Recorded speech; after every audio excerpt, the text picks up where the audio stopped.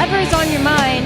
You can talk about what we're talking about or change the subject. It's an open phone show where you can bring any topic you want to as many people as are listening. 603-283-6160 is the phone number. That's 603-283-6160. And with you on Free Talk Live tonight, you've got me, Bonnie. Riley. And Jay Noon. And the big news today, I think that everybody should be paying attention to, is that Trump appears to be building an unprecedented spy machine that could track Americans. This from MSNBC.com. It says a new report shines light on contracts with tech company Palantir, which is like, I think I read Palatine. Isn't that like a type of Star Wars creature? I don't know. Palantir, which could create data profiles of Americans to surveil and harass them. It could, probably will. As Donald Trump and his administration pursue crippling austerity measures across the country. What exactly does that mean, austerity? That's like the bailouts and things like that. Well, austerity measures are what they were writing about in France a few years ago. The Yellow Jackets, a lot of it. Well, they started over something else, regulations, but austerity measures is reducing government employees. Which is really good. I think we need to eliminate all government employees, as far as I'm concerned. Of course, this is MSNBC, so they're hardcore parasite class. Yeah, they wrote crippling austerity measures, and I clicked on the hyperlink there, and it showed USDA to stop giving 500 something. All of a sudden, I don't know if it said 500,000 or 500 million. So $500 million in funding to food banks. And it's just like, oh, here's one thing you can point to that sounds kind of mean. But it's like, okay. I'm sure if you followed that money, you would see that very little food actually gets into the food banks with that money. And mostly all goes to these developers and contractors and, paying the lease on the building where the food bank is, for example, or... There's just so many scams. It's unbelievable. And it's just like, with the amount of people who genuinely actually need help, like people who are disabled or sick or just for some really good reason genuinely need help, especially if it's like for a temporary amount of time till they get back on their feet. I don't think you need $500 million to give them the basic needs. You know what I mean? Well, the thing is when you spend $500 million, it's like, a $500,000 gets down to the end user. Maybe 10 million gets down to the actual end user. It's just all about lining the pockets of NGOs like Catholic Charities, for example, gets all this kind of money here in New Hampshire from the federal government and gets major tax incentives, for example, from the state. There was some legislation introduced by, I don't know if he authored it or if he sponsored it, co-sponsored it by Representative Travis Cochran, who's a great guy, actually.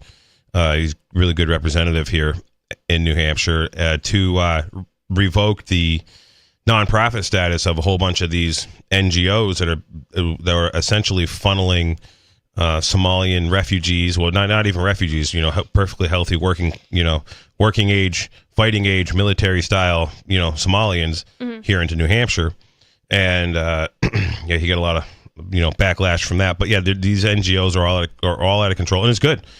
We need to slash all of this stuff.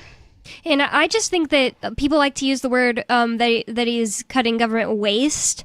I think people need to realize that anytime government is spending money, they are wasting, like in the exact ways that Jay just described, in the ways that they don't spend the money wisely, or in the ways that it's lining people's pockets unnecessarily. Because if you did the same things you think are good, but done with private companies, they can just do it so much more efficiently. Doesn't even have to be companies, just communities. I mean, this is, one of the things that you had years ago before you had all this welfare state was you had all these fraternities.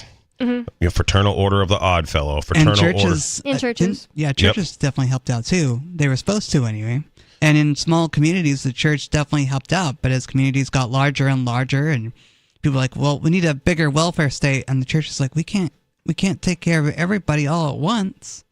So I don't believe it's as the communities got larger and larger. What sort of the way I'd look at it is, as the people became less competent and had less confidence and, sort of started to be on the teat of the nanny state and demanding more of these services. And then you have the communists and socialists who infiltrated America in the 50s and 60s from Russia. They brought a lot of these programs and ideas and implemented them and pushed them through the universities and stuff too. What do you think caused people to lose their confidence? Multiple things. So first off, you have this multiple generations of Americans being indoctrinated in a school system, for example, has certainly diminished the confidence of people. The fact that, my generation, I'm 45 years old, I was born in 1979, was essentially raised on, soda, Pop-Tarts, the cheapest government subsidized cereal, your Lucky Charms, your Corn Flakes, things like that, and TV and video games started coming out. So when you, as a kid, are being, entertained and pacified by video games and addictive cheap food, government subsidized food, and then you're essentially going either to daycare because your parents are like hardworking, career types, and you're not, like learning basic skills as a kid, like how to collect the eggs, how to weed the garden, feeding the cows, feeding the chickens, for example. These things I'm intentionally providing, for my children to do so they can build confidence through skill building. So I think is one element of it. We've become a very, very lazy culture compared to what we used to be. So, for example, 200 years ago, every 12-year-old kid could probably put a shoe on a horse correctly. In fact, that I could do a very good horseshoeing job when I was 12 years old, and so could all my brothers. But we were in the horse business. My dad was a horse trader. And do the children have to learn how to shoe a horse, or can they learn a skill like let's change a tire? Well, I'm just saying, 200 years ago, that was very important that the horses were sound. Sure. Because that's how we worked the fields. Is how we got around. So like 200 years ago, kids could lube an axle on the horse-drawn wagon. They could harness a horse. They could probably put a shoe on a horse. I'm sure they could. They could do mild blacksmithing. 75 years ago, the average 16, 17-year-old that had a car could change their tire, could adjust their points, could remove the spark plugs and clean them, could adjust a carburetor. Today, the cars don't even have spare tires for the most part, new cars. Today, cars are so reliable. People drive cars 100,000 miles and they don't even change the oil on them sometimes. I know people have done it. They've put 100,000 miles in a car, like, oh, the motor blew. And I'm like, oh, it had no oil. I never took it in for oil change. I just drove it. Like I've heard those stories. Yeah. So, and even in like the 50s and the 60s, for example, if you're going to drive to Florida from New Hampshire, you would bring as many spare tires as you could because spare tires sucked 75 years ago. Today, you get 60,000 miles out of a pair of high-end tires on on your car, for example. And just many things like, there, from what I understand, there's a lot of city, urban, liberal type people like have no idea even how to cook. From what I understand, that always blows everything my mind. is There's microwave so many meals. people that say like, "Oh, I don't know how to cook," and it's like, what does that even mean? You just follow directions from the internet. Do you not have a phone? Right, yeah. Doesn't make any sense. But everything's microwave, everything's convenient, everything's easy. Yeah, but that's it's so stupid when they say, well, I don't know how to cook. You don't have to know how to do something already. You just start doing it. Right. One, and two, it's just like an excuse for like continuing making microwave food and eating out all the time. Like, and that's what's pushed by, the media, promoted pop culture. It's sexy to just, call Uber Eats and have your stuff delivered, or just, take your Hungry Man meal and pull it out of the box and throw it in the microwave while it's being cooked in, a microplastic, container essentially. Mm-hmm. And then, and like one of the things I talk about in one of my lectures about raising your family on a homestead, a farm, a ranch, or a small business is that families that, moms, for example, that are confident that they can feed their kids, they are a lot less likely to divorce the husbands, to ask the state for help or beg the state for help, for food stamps, for these kind of things. So one of the things that I believe is really important is part of raising your kids for the first few years is putting some work in the garden, around the homestead, on the farm, or on your small business if you're not there, just to sort of get them used to that work ethic and just doing things. And the garden work is really awesome for kids. It really builds confidence because, like, my 5-year-old daughter can walk out in our garden and all around our house and pretty much identify all the edible plants.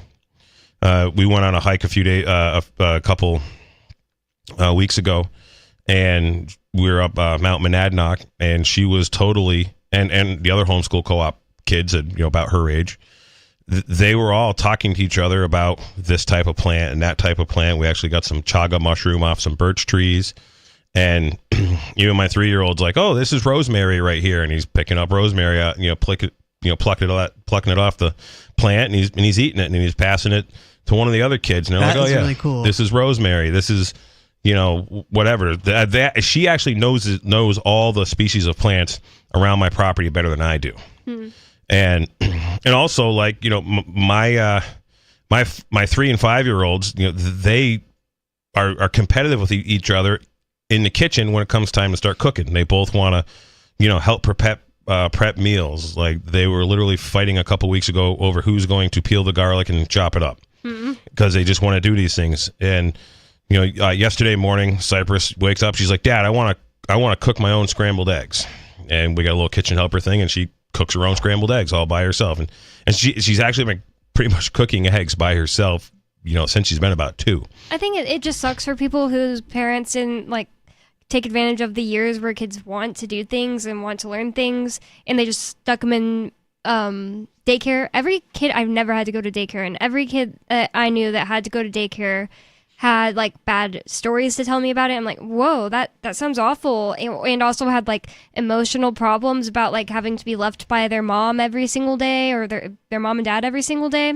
And usually it's people that are raised by a single parent, so it's kind of a little bit unavoidable for those people sometimes. But when it's both parents are together and the mom is just going to do some job that, how can that possibly be worth it to you? I just don't understand. I don't understand, seriously. Unless you're making enough money to pay for daycare and then be in the green, with only your side and your husband's making money, it doesn't make any sense. If you're actually just working every day just to pay for the daycare, don't do that. That's stupid. I think do you see what I'm saying? I see what you're saying, but also I think a lot of parents want to let their children have a lot more money than they did growing up. So, for them, it might be worth it to have the sacrifice of sending their kids to daycare. And yes, there is a trade-off with that. Maybe kids aren't well adjusted in society if they're all going to daycare and then preschool and then government school. But what I'm saying is you have to make enough money for it to pay for the daycare and be extra money. And if it's you want a lot more money than your parents gave you or whatever, you need to make a lot of money. And I don't think the average one side that's making the less amount of money of these couples is making so much money that's totally worth it. I mean, I'm talking about average people. I don't know multi-billionaires, so. Well, and another thing with the confidence too is brain development. So I've been studying a lot about brain development and what's been happening now, especially. So in order to be libertarian, you essentially have to have confidence in your fellow libertarians and the libertarian, philosophies and principles. And in order to get there, I think that you have to have a certain amount of actual brain development. And I believe things like fluoride being in the water, just the municipal water supplies in general being pretty much all poisoned, especially the high density cities. Now, Keene isn't really a high density city. It's it looks like most of the houses in Keene have yards and stuff, and it's a pretty low density city, I would say. But you got places like Springfield, Massachusetts, parts of Manchester, New Hampshire, obviously Boston, New York, things like that, LA, Chicago, these really dense cities that have just people just stacked on top of each other they had in Europe. And Thomas Jefferson said this was going to be a problem if we start living like this. And then for generations now, we've had a lot of these inner city folks are being raised on, their mothers are single. This is a huge, trend that's happened with a lot of the inner cities and urban areas, and even rural, suburban, and you get a lot of suburban single moms now. And but anyways, a lot of these cities, if you're watching the moms at the grocery store with the EBT cards. They're buying basically junk food. And there's a huge push with here in America to not even breastfeed, right from day one, get the kids on Similac or Enfamil, which I refer to as breast milk flavored Coca-Cola. It's soybean oil most of the time, and corn syrup. Do you believe this is true for every single mother, or do you think there are actually single mothers out there that actually care about their children and are really trying to work hard to take care of them? I'm not saying all single mothers, and I think most single mothers work hard to take care of their children, but a lot of them are ignorant, and they're just following the food pyramid or trying to get the maximum amount of calories for their EBT check. Exactly. I think I would even say most single moms and single dads out there they actually care, and they probably think they're doing the best thing, but it's ignorance. But they themselves are raised on junk food a lot of the time, and especially when they're very young, having children. Like, we got an epidemic of, there's a huge thing in New York City where there's a lot of teenage girls are having multiple children, multiple different dads, inner city problem, and so when you're essentially don't understand nutrition and food. And brain development is really important that you have butter and butter and fats to get the brain development going. And when you're using all of these fake substitutes like margarine and all of the vegetable oil based things, I call the Hateful Eight seed oils. There's a whole list of them if you want to internet search Hateful Eight. You stay away from these things. They actually shrinks a part of the brain called the amygdala. I forget what the actual compound is in canola oil or your Crisco or most of your stuff that's in a fry later at any of the fast food joints, but it actually shrinks your brain. So the other thing too that a lot of single moms especially want to do is they want to kind of make life a little easier and for their kids. So they're real happy to give their kids the junk food, the cereals, and even your good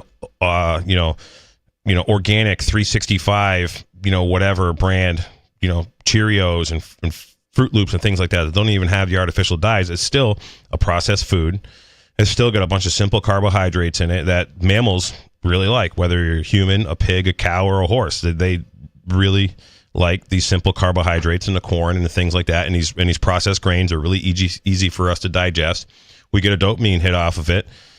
And we get our brains get programmed from that in these years as children, and we grow up to adults to be kind of sick and unhealthy. I've heard RFK say many times that healthy people have 1,000 dreams, and unhealthy people or sick people have one dream. And so when you have people that grow up to be chronically unhealthy, mostly because of the food choices that they were raised by, and the environments they live in, like the cities, a lot of the cities, for example, then you have a generational decline of actual brain development, best I can tell.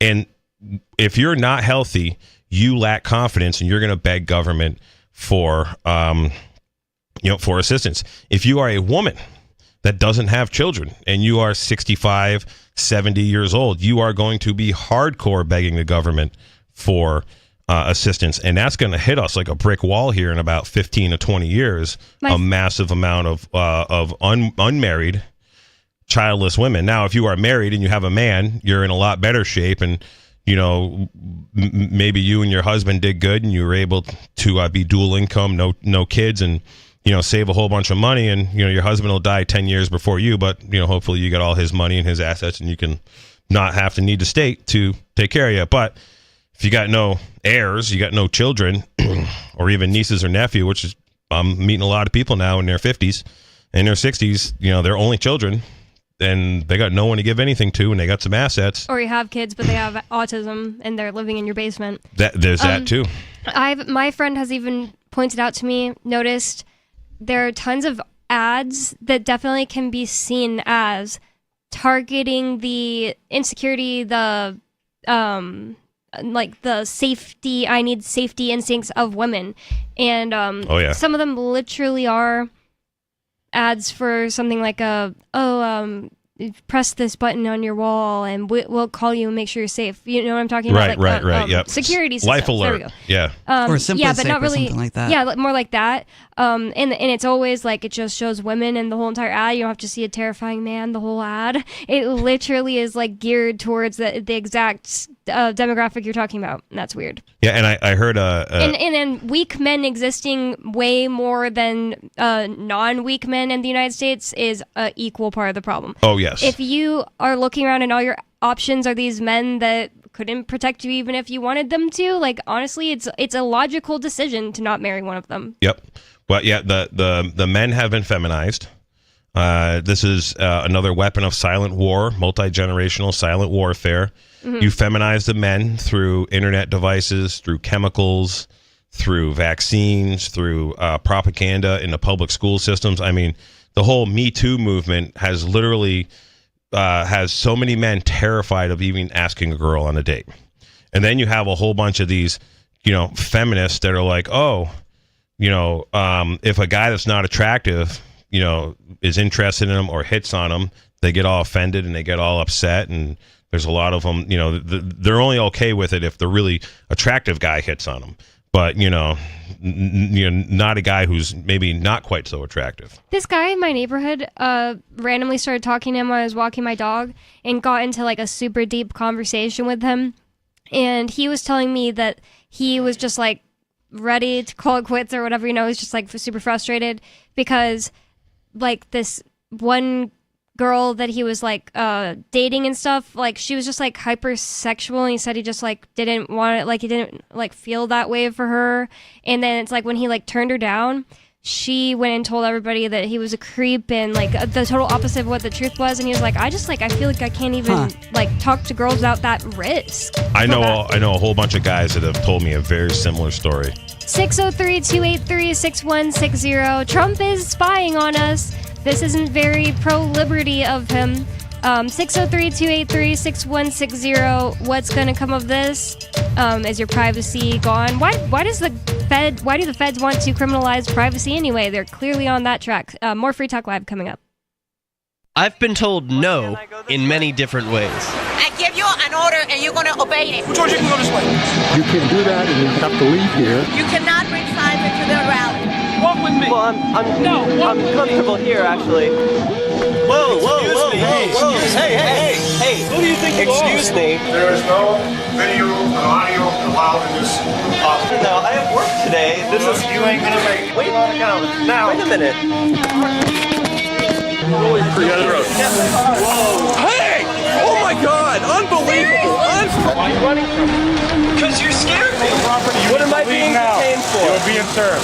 What is this? You're being served. What is this? Bureaucrats have a funny way of telling people no. That's the sound of the men working on the chain. Derek J's Victimless Crime Spree. Watch it for free and order the Director's Cut DVD at victimlesscrimespree.com.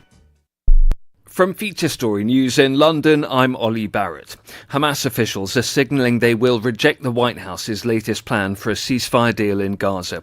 The US says Israel's accepted the proposal, which includes a 60-day pause in fighting and the release of more hostages and prisoners. Hamas believes the plan doesn't satisfy core demands such as an end to the war. Military analyst Major Andrew Fox says long-term solutions to the crisis look elusive. There's a huge amount of clear blue water between the two negotiating sides at the moment. Bottom line is Hamas wants to survive. That is a win for them in this war. The conditions that Israel is demanding are that Hamas removes itself from power and releases all their hostages, where the hostages are the only thing ensuring Hamas's survival. So we're in this wicked loop. US President Donald Trump's global tariffs have been temporarily reinstated after a federal appeals court agreed to pause a ruling halting the import taxes while it considers the White House's appeal. The Trump administration has threatened to go to the Supreme Court if it was unable to block the trade court's ruling that said the president exceeded his authority in imposing the tariffs. Kate Fisher reports from Washington. Another roller coaster 24 hours in the global trade war instigated by US President Donald Trump. On Wednesday, the Court of International Trade ruled that President Trump didn't have the power to impose the sweeping tariffs he announced on so-called Liberation Day, meaning his plans to impose a baseline 10% tariff on all nations, as well as higher levies on certain countries, were blocked. The Trump administration immediately lodged an appeal with the Federal Appeals Court, and on Thursday, it paused the ruling made by the Trade Court, temporarily reinstating the tariffs. US Defense Secretary Pete Hegseth is set to make his debut at a key Asian defense forum, while China's Defense Minister Dong Jun will skip it. A delegation from the People's Liberation Army National Defense University will attend the Shangri-La Dialogue in Singapore.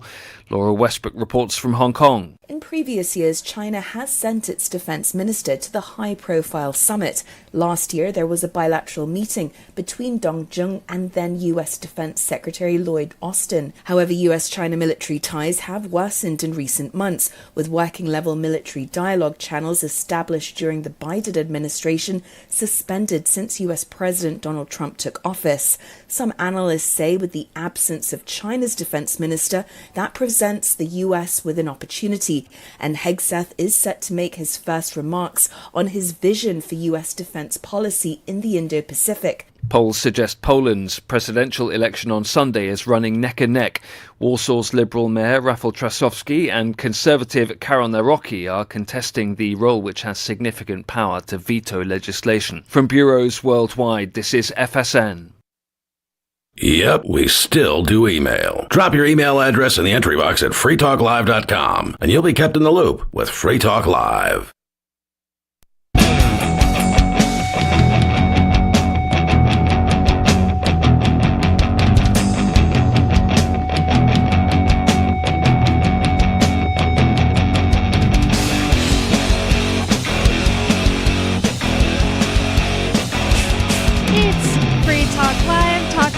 That you control, and that means you can call 603-283-6160. That's 603-283-6160 to bring up whatever's on your mind and get in on the conversation with us.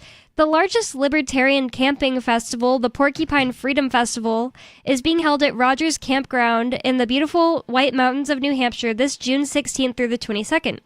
PorcFest is the flagship annual event of the Free State Project. This year will feature speakers like Jacob Hornberger of the Future of Freedom Foundation, who is going to discuss Ian Freeman's case, Bob Murphy, Joel Salatin, and our own Jay Noon. Come the weekend before, June 13th through the 15th, for the laid-back pre-PorcFest decentralized party, ForkFest. You can go to PorcFest with a P as in Paul.com, and it's also with a C. It's not pork like pig, it's pork like porcupine. So porkfest.com. And you can go to ForkFest with an F as in fire truck .party, and that's fork like the utensil. So forkfest.party to learn more, and we hope to see you there. And Jay, you're going to be at PorcFest. Obviously, I already said that you're going to be speaking. Yes, I will be speaking at the Porcupine Freedom Festival, is what PorcFest stands for. And I will be speaking on Tuesday. I don't know what time I'm speaking. Joel Salatin is on the main stage Tuesday also. I think he's only going to be there for one day. But the other thing I will be doing is I will be bringing the Man Camp Blacksmith Shop to PorcFest. I didn't bring it there last year. I will be bringing it there this year. And I am also camping in the Freedom Breeders area of PorcFest up in a tent site. So that's where up above the pool area is where the blacksmith shop will be set up and where the Freedom Breeders are. So there will be a bunch of kids and adults blacksmithing. And if you want to donate or help me or help fund Man Camp at PorcFest this year, you can go to my website, jaynoon.com. That's JAYNOONE.com. And there is several crypto links at the bottom of the page, and you can click on one of those. I think Bitcoin, Dash, Monero, and Bitcoin Cash, and you could send a donation. That would help. You know, I bring a propane forge up there, an anvil, a bunch of tools, a bunch of steel, a bunch of safety gear, and make kind of we got to make like a a temporary blacksmith shop. It's going to take me probably all day Sunday to set it up before Pork Fest. But it'll be a good time, and I'm going to be helping kids earn a dopamine hit while skill building and building confidence. 6-7-year-old kid makes himself an iron coat hook. He doesn't want to screw it to the wall and hang his coat on it. He wants to put it in his pockets and show it to all his friends. And really that cute. right there is a huge confidence builder. So that's what I'm all about, is building confidence in Generation Next so they can be useful, valuable, and competent. And because I believe in the good things coming, and I want to help perpetuate the good things coming. So that's, if you want to donate to that, jnoon.com. You're going to be at PorkFest also, Riley? I'm planning on it, yes. I'll be at PorkFest. Free Talk Live will be recording at PorkFest as well. That'll be fun. Maybe we could do a show together. Oh, yeah, definitely. I mean, I'm going to need help, I'm sure, like recording things. Yep. So, this from MSNBC. Trump appears to be building an unprecedented spy machine that could track Americans. And let's just get into it. This is really bad news. I wouldn't say Trump's building it. The deep state is building it. Oh. And Trump he's just part of the mechanism. Like I've been saying, there's going to be a hard pendulum swing to the right. So we're seeing this. They're rounding up a bunch of so-called illegals. And I worked in Colorado with a bunch of really good family men that were basically illegal. They were undocumented, and they were good workers, and they're good people. It's sad that guys like that are going away. But we do have a massive problem with people sucking off the system. And I believe that this was intentionally created by the Biden administration, who is just, the left wing of this particular bird. Now, Trump is the right wing. And for anybody to even think that the president is really in any kind of control whatsoever that's is ludicrous. The kind of language that MSNBC is always going to use. Right. It's not like the government is building an unprecedented spy machine. It's Trump, because they just want to make specifically him look bad. I'm not saying that he shouldn't be made to look bad, but I agree with you. Probably doesn't have as much power as they would like you to think. So this is just a little taste of what's to come. I think we're going to have, we're going to go back to a lot of hardcore drug laws. I think there's going to be a lot of severe penalties for drug possession, drug use, whatever of all kinds. And they've set the stage by taking areas where they have massive welfare programs and saying, oh yeah, you can use all these drugs. We're going to leave you alone. And it's the welfare that that's the drug problem.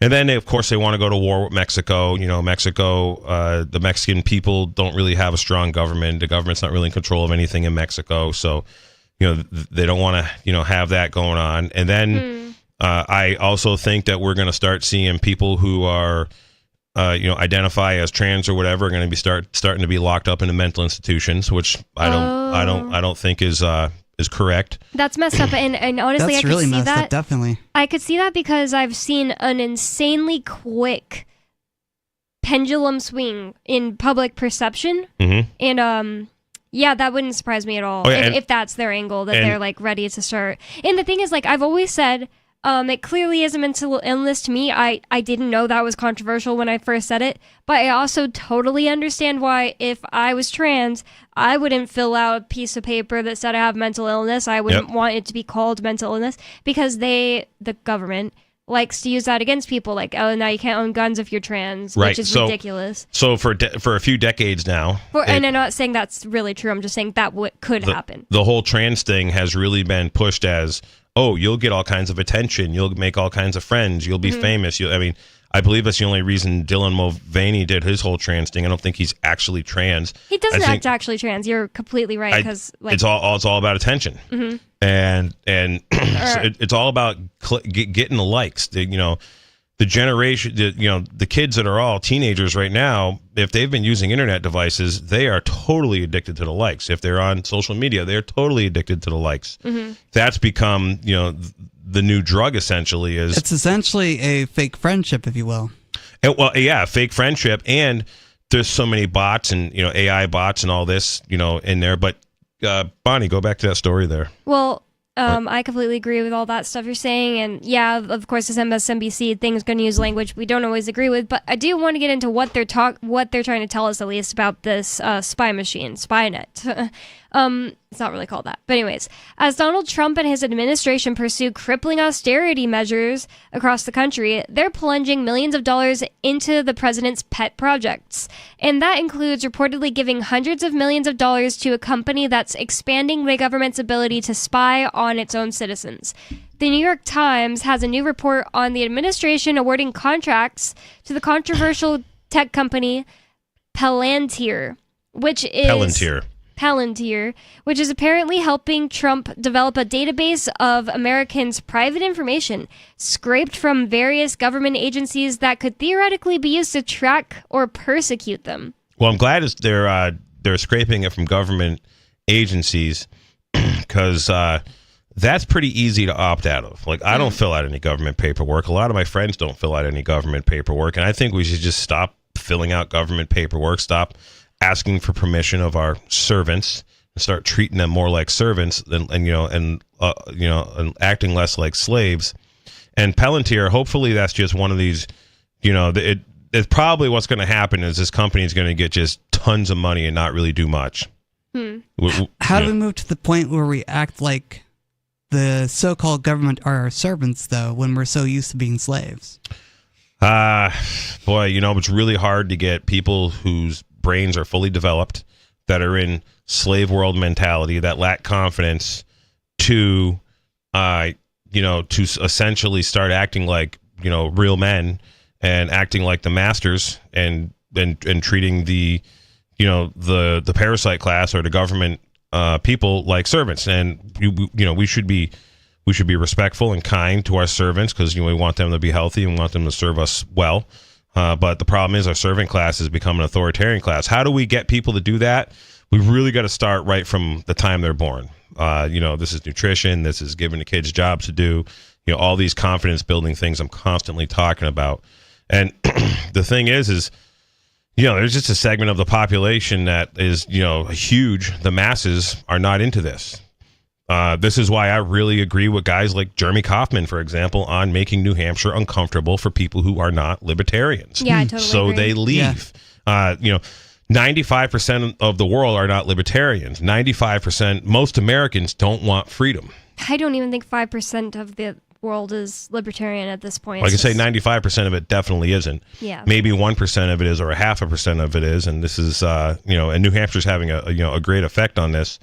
But we have the thing is we got some major problems. There's going to be some major pain, one way or another. And this pain's going to be like, oh, EBT cards don't work. People are starving in the streets, and this is all brought on by just all of the nonsense that's been going on for decades now of basically infiltrating and destroying American culture. Yep, and that will make those people who are on EBT cards into human weapons against productive people. Quite possibly, yep. The cities are going to get ugly. Yeah, that's a huge reason I wouldn't want to live in any city. Like you mentioned New York City earlier for something. Talking about like high density teen moms and high density. Yep. That place just genuinely scares me. Yesterday, my sister's boyfriend had to drive to New York City and saw people shooting at each other from their cars. Wow, that's crazy. That's insane. I actually visited New York City in the summer of 2018. I met a friend there. It was a different experience. Sorry, go ahead. It was a huge, huge city. Like, I've never been in something that big. So it reminded me of Vegas because that's the closest big city that I'm familiar with. And Vegas seems so much smaller to me in the scheme it's definitely of things, smaller than New York City. And it's more spread out. Because New York was just like, it blew my mind. But Vegas, it has like its one strip and everything outside it's more spread out, like you said. But yeah, I know what you're saying. I went to Times Square and there were a lot of people there. Yeah. Just like the buildings themselves. Oh my God. Things that are so close together and so tall. Yeah. You barely wrap your mind around it. Oh, for sure. Like apartment buildings have huge blocks of buildings that are several stories high and we're all packed in together. And it's like, I don't know. I was telling my mom this because she was like, oh, I didn't know you live so close to New York City. That place scares me. Don't go there. People get shot all the time. This was before my sister's boyfriend told me his story.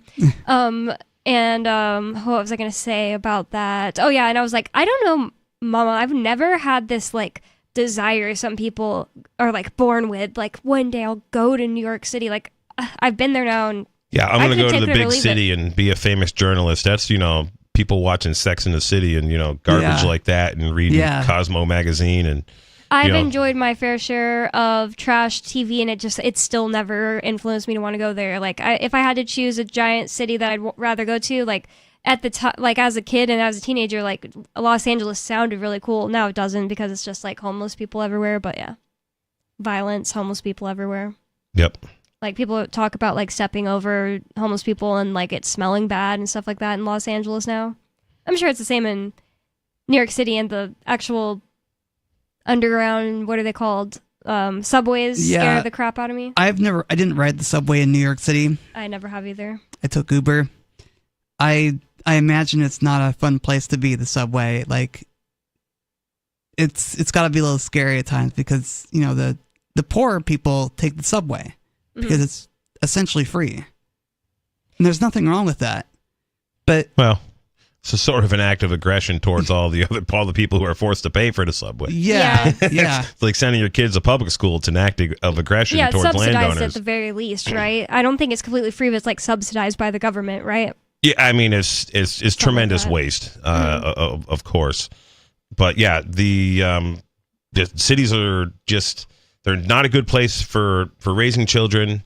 They're dirty, and they are where all the problems come from, and where all the problems are happening, and where all the trouble is, and pretty much almost all the crime. And people talk about like national divorce and like the left versus the right in this country, and which states are going to be on the left and which are going to be the right. And what the thing is pretty much all the urban areas are, blue, left, commie, socialist, Marxist.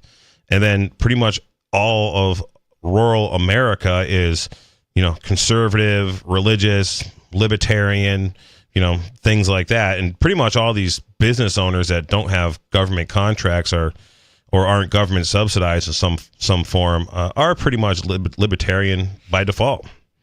We do have a caller on the line, so I'm going to go to the phones. Caller, unscreened caller, who are we speaking to? You're on Free Talk Live. Why is this coming up unscreened every week? This is Gigi from Charleston. Hi, Gigi from Charleston. What's on your mind? Good evening, everybody. But why is it coming up? I'm not blocking my call to you guys. I don't really know. It's maybe I'm not using the system right, but it's okay. Yeah, I don't want anyone to think I'm trying to pull one over. No, we don't think that. Oh, excuse me for coughing. I would like to put forth something different pertaining to a different topic, if that's okay. Yes, it's always okay. Thank you very much. Again, that's one thing I love about this program. Thank you. Pardon me. You allow all of your callers to express various opinions. Thank God I'm an atheist, right? That's a funny sentence. Yeah, that is a funny sentence. I'd like to bring up something that's very much in the news, very dear to my heart, not only as a retired professor of international relations, someone who is familiar with legal systems, especially the adversarial legal system in the good old U.S. of A., as well as something called, pardon me, the Leahy Law. Do any of the hosts this evening know about the Leahy Law? No. It sounds familiar to me, but I'm not sure what it is either. Ken Leahy was the guy who introduced it, right? He was a senator, yes, the former Vermont Democratic senator. Yeah. Yes, sir. But I'm not familiar what the law is. I know it's not good. Again, I am prefacing one woman's opinion. It's just my opinion. People who are listening, or the hosts, or anyone else, is free to disagree with me. It is my opinion, excuse me, that there are various elements or segments, whatever word you want to ascribe, to the Israeli government, and I specifically would say the IDF, the Israeli Defense Forces, are in direct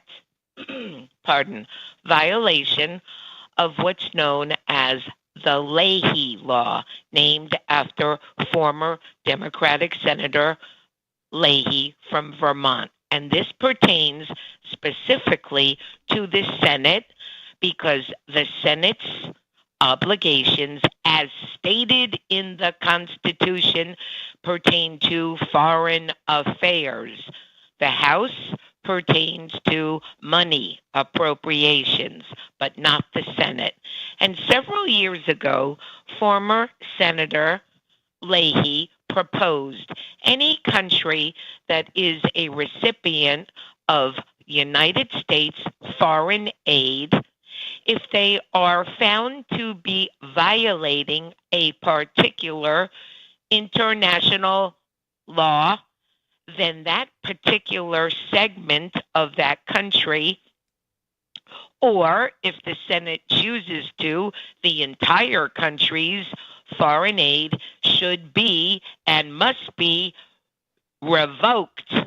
So my question is, why hasn't that law been introduced by Democratic and Republican senators? Because in my opinion, and again, it's just my opinion, people are free to disagree with me, stating the Leahy Law and having it on the books and invoking it with Indonesia, Saudi Arabia, Egypt, Russia, it should also apply to Israel.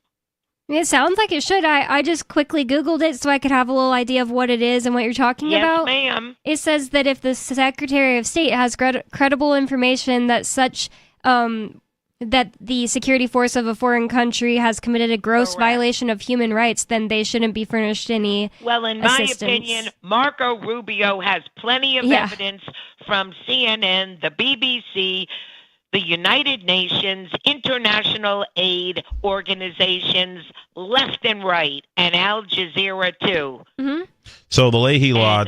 I am a very proud Jewish woman of a Sephardic heritage. I have family in Israel.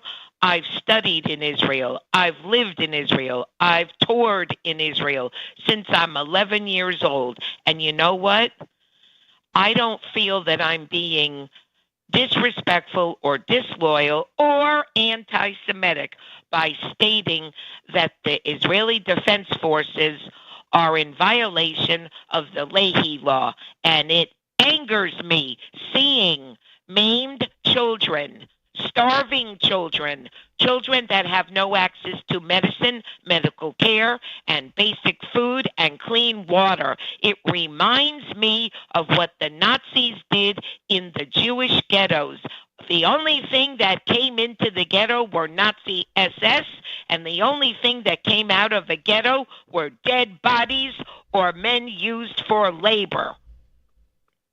Yeah, so this Leahy Law, I said it was probably bad. Sounds like it is actually, might be a good thing. And the thing is, I don't feel it's a bad law, sir. Yep, yeah, I was thinking of something else a little different, but the Okay. I agree with you on the law. And the thing is, I've been following this Israeli thing for a while.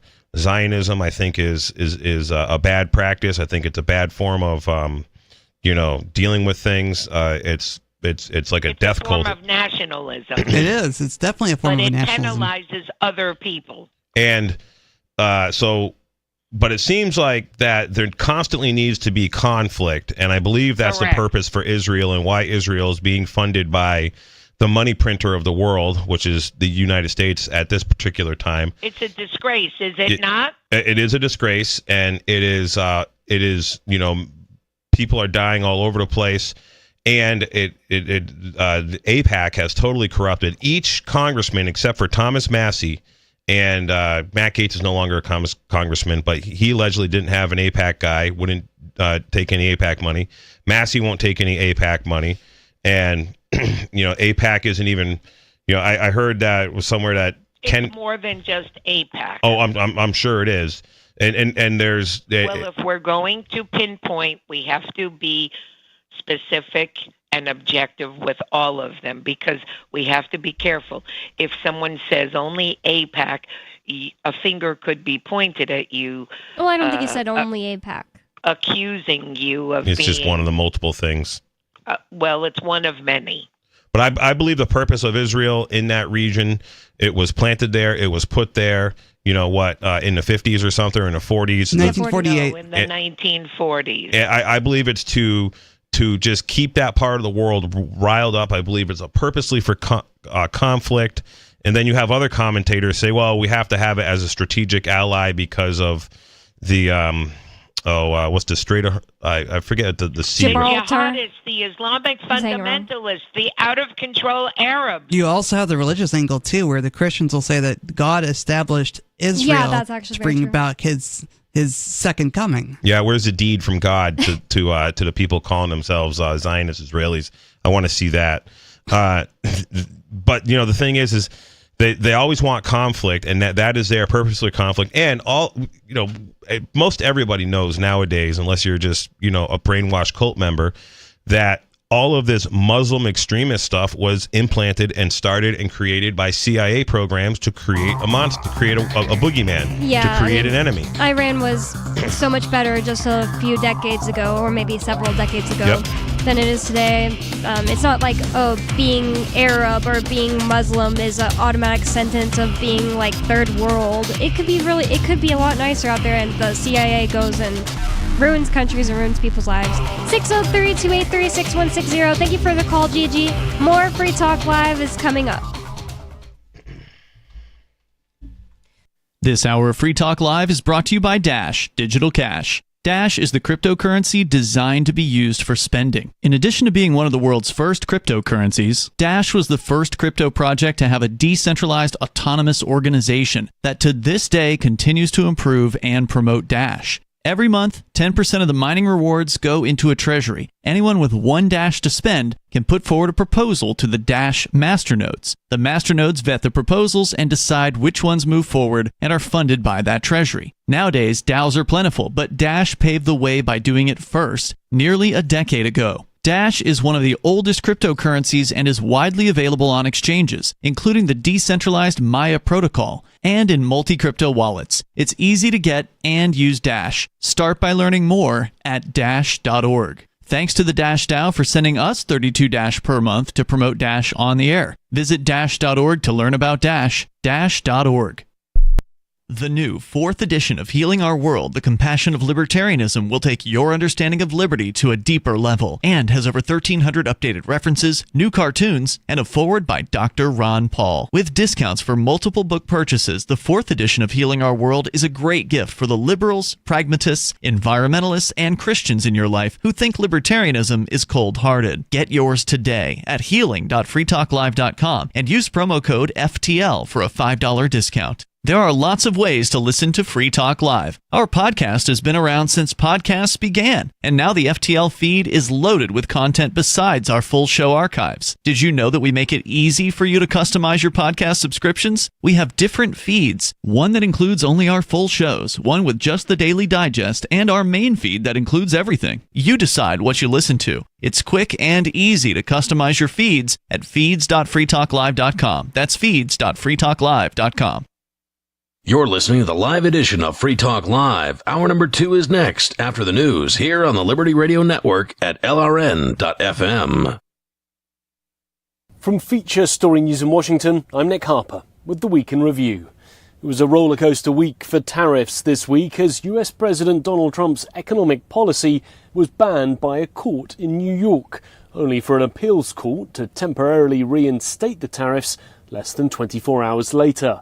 The Trump administration has now threatened to go to the Supreme Court to get it to rule if the president's tariffs are legally sound, as FSN's Kate Fisher reports from Washington. On Wednesday, the Court of International Trade ruled that President Trump didn't have the power to impose the sweeping tariffs he announced on so-called Liberation Day, meaning his plans to impose a baseline 10% tariff on all nations, as well as higher levies on certain countries, were blocked.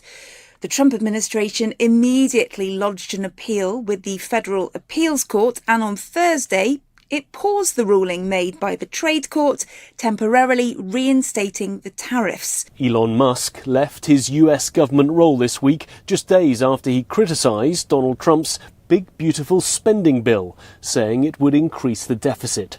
The Tesla CEO has been heading up the Department of Government Efficiency, which has been trying to slash federal spending. Everson's Ira Spitzer has more. In a rare break with President Trump, Elon Musk came out against the Republican spending bill, officially called the One Big Beautiful Bill Act, passed last week by the House of Representatives to enact Trump's policy agenda. I was disappointed to see the massive spending bill, frankly, which increases the budget deficit, not just decrease it, and undermines the work that the DOGE team is doing. The bill extends expiring tax cuts, adds money for the military and border security, and is projected to increase the federal deficit by almost $3 trillion over the next decade. A US federal judge ruled on Thursday that the Trump administration cannot interfere with Harvard University's ability to enroll international students.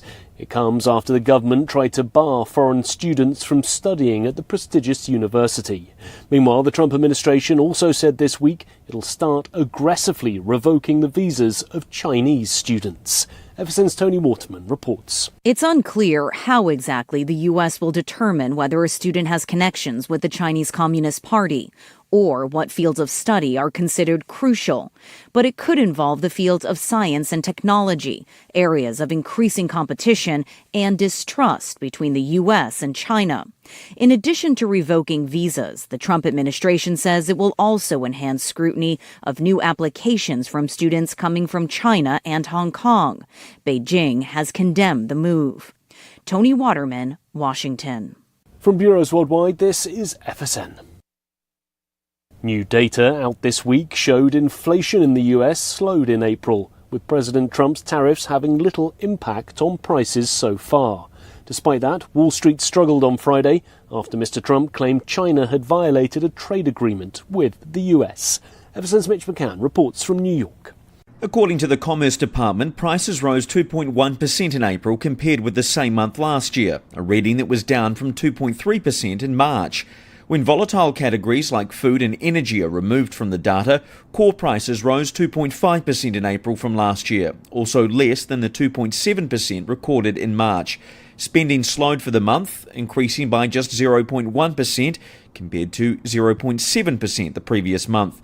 Declining inflation is at odds with some economists' predictions that inflation would rise rapidly after Donald Trump's tariffs, but that's yet to be seen in the data.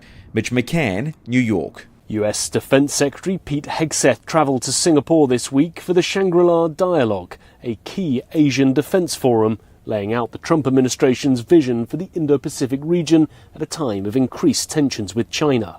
Meanwhile, China's defence minister decided to skip the meetings, instead sending a delegation from the People's Liberation Army National Defence University. As Laura Westbrook reports from Hong Kong.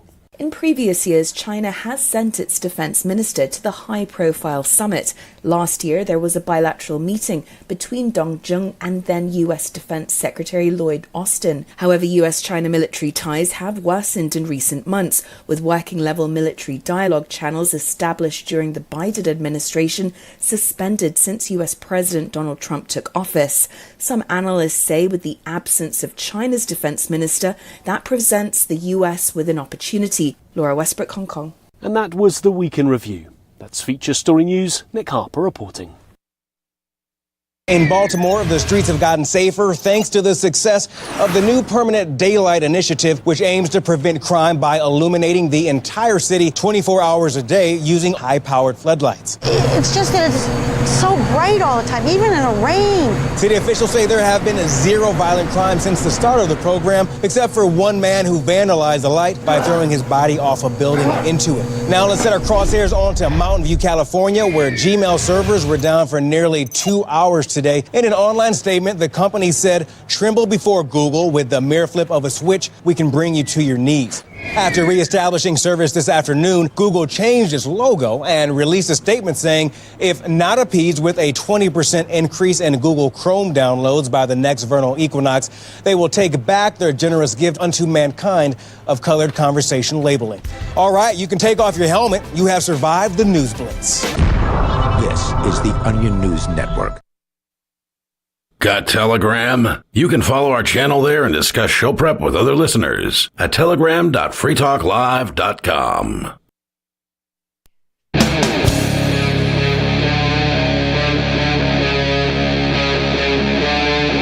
Free Talk Live.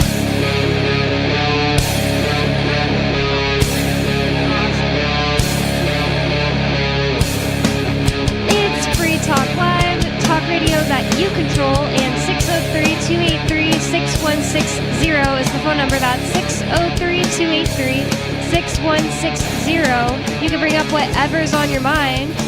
And are you tired of the oppressive rules and moderation of the big tech social media sites? Our Mastodon server at social.freetalklive.com can set you free. Mastodon is free, open source, decentralized, and federated.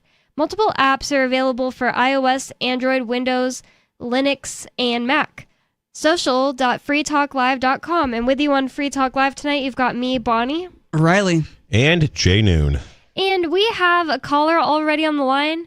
Payman. Payman, what state are you calling us from again? Florida. The You're free in Florida? state of Florida. You're in Yeah. Florida, the free state of Florida? Yeah. What's on your mind? Mhm. What did you want to talk to us about tonight? Well, I've been a long-time libertarian since the 1980s, and I discovered back in 1992 that the deep state has been duping us for a long time to pay federal income taxes we don't owe. So back in 92, I said, everybody, them Republicans are Republicrats. Let's defund them. Stop paying income taxes we don't legally owe. Everybody can verify it for themselves from U.S. government's official legal websites. That's the U.S. Supreme Court, laws published by Congress, the U.S. Treasury regulations, and IRS's 1040 instructions. And we can take back America if we stop funding our enemies, because they deceived us to believe that the IRS is this powerful monster of the EAAA. If you don't follow that 1040 income tax confession form and confess under oath that you owe the IRS money, you beg them to accept your expenses, deductions, and credits, and you can now go to prison for up to 9 years because you signed that 1040 form in a tiny print under penalties of perjury. It's like swearing before a judge and a jury. Mm-hmm. So we got to educate ourselves. I come from Iran. We had no freedom of speech over there. You know, you could not expose government corruption and criminality in Iran. You'd be thrown a slammer, tortured, you know, who knows for how long you'd be sentenced to.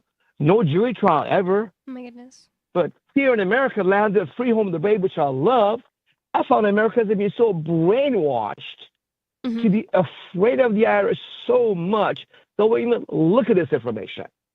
All they're going to do is go to freedomlawschool.org or livefreenow.org, and there they can see all of this I'm saying proven, and they can stop the stealing of your money, income tax from your paycheck for free. It's available on our website. Stop the IRS from stealing your money. Then stop confessing you the IRS money at 1040 form. And then we got to keep this going and tell everybody else about this. And there's a lot more of us than them. And we can take America back to be free once again. I wish we could convince more people to just simply not comply, because that's really all it takes for the bullies to be defeated. Yeah, it does take a large number of people to say, no, we're not going to comply to something. And it's really hard to do sometimes when you've been indoctrinated to be like, well, you know, these people are taking money from me to pay for roads and They schools. are brainwashed, literally, like you said. And getting out from under the thumb of the IRS is actually easier now than ever. So you have so many guys doing all kinds of processes, which all seem to work. So you got like Christopher Gronsky. His website is destinationfreedoms.org, I believe. Could be .com, but I think it's .org. And he teaches you how to not be liable for federal income tax. And then you have, because that only applies to U.S. citizens. Then you have Bear Arms, who's got a nice little book that. And lawfultaxavoidance.org. Yeah, lawfultaxavoidance.org. I believe you can buy the book on Amazon. It's a quick read. It was put together by Representative Jason Gerhard, and that explain what he explains is very accurate too. And then you have all kinds of other processes out there that people are doing. There's so much information out there on it.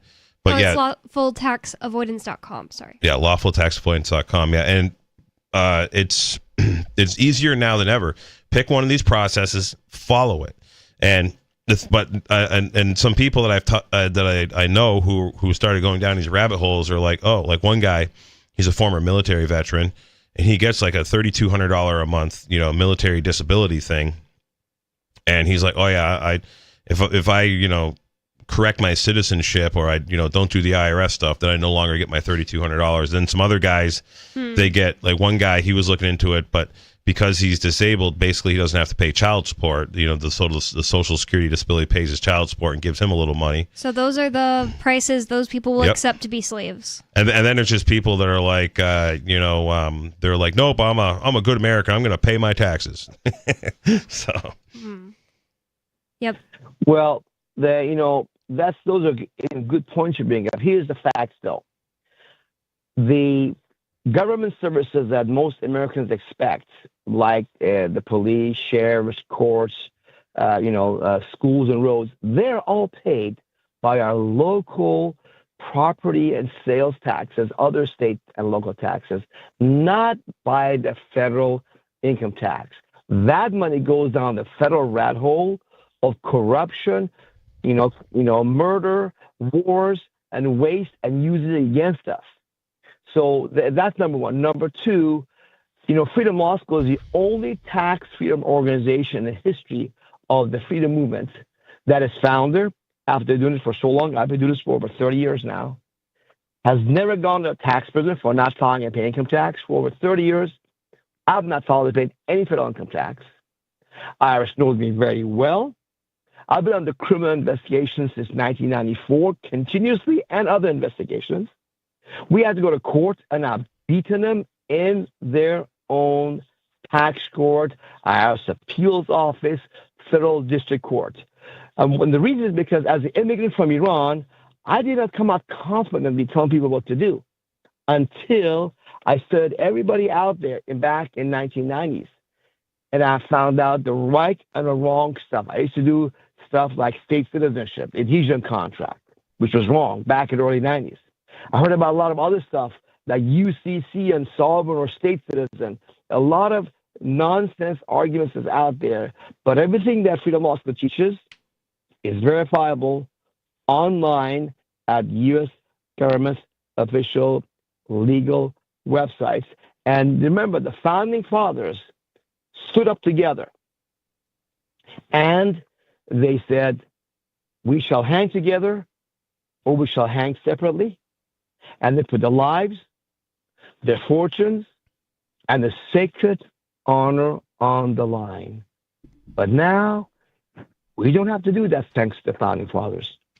We can just get together, put a little of our money together, which we have a Restore Freedom plan available also, and we can protect people 100% from any and all IRS attacks by hanging together and relying on the law that it's on government's own website.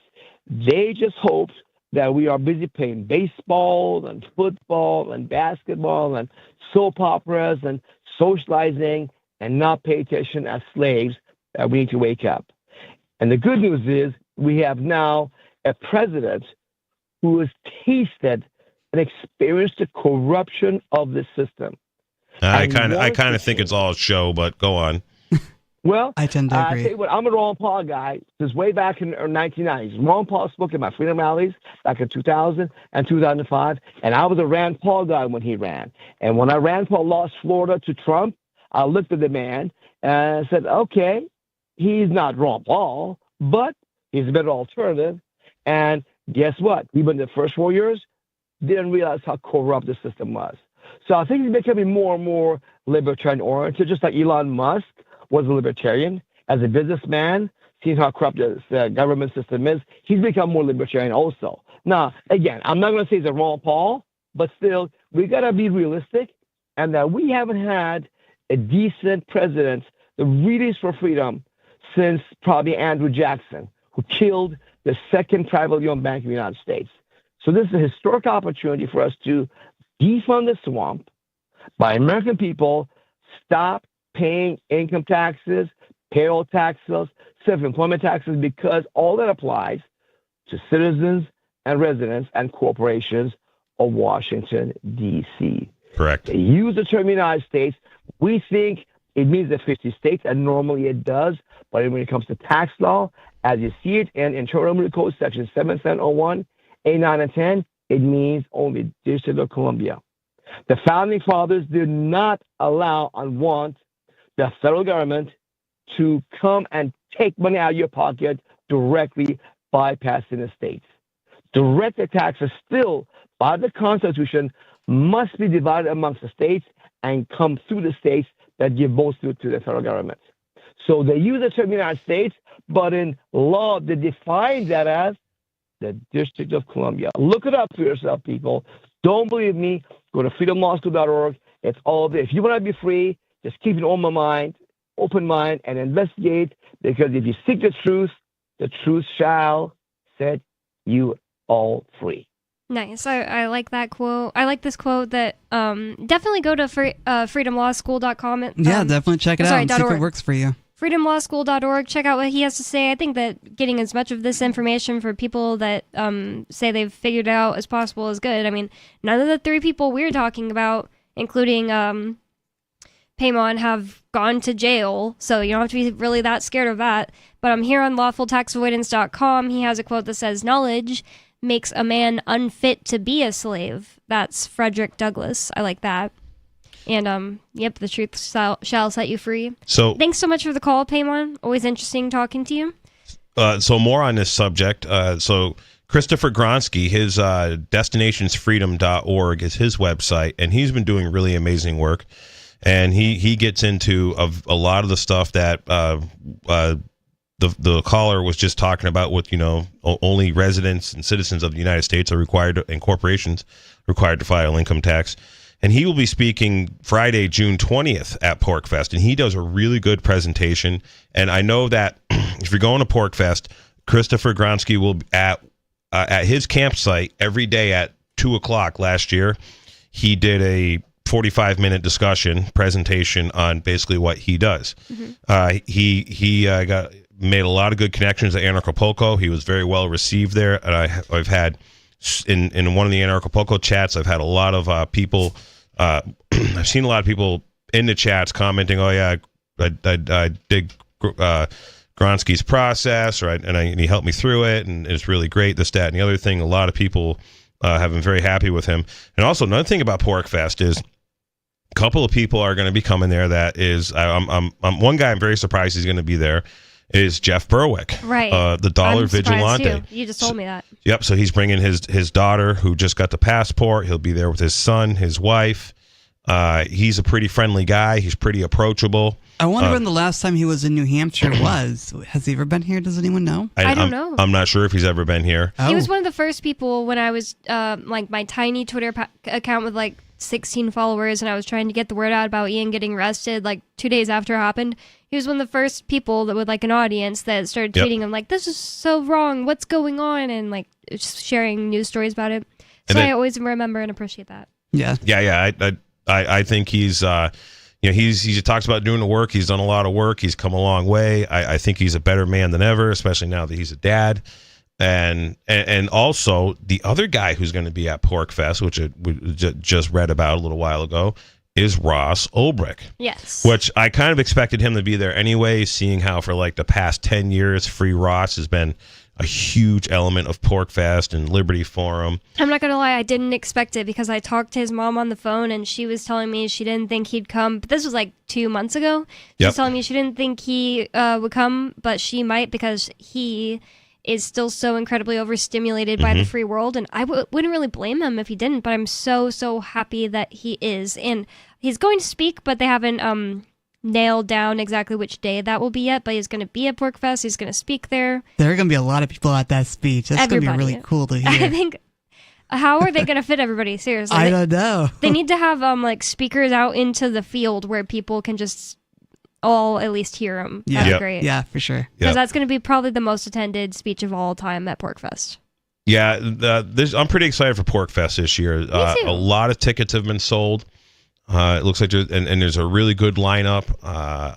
Eric Brakey coming on, I think has really helped a lot. There's a good team. I really like Eric being the executive producer of the Free State Project. Dang, I forgot what it is. Executive director, I believe it is. There we go. Yep. Because I always called him like the president, and apparently that wasn't the term. I was like, oh, our president, you know. Yeah.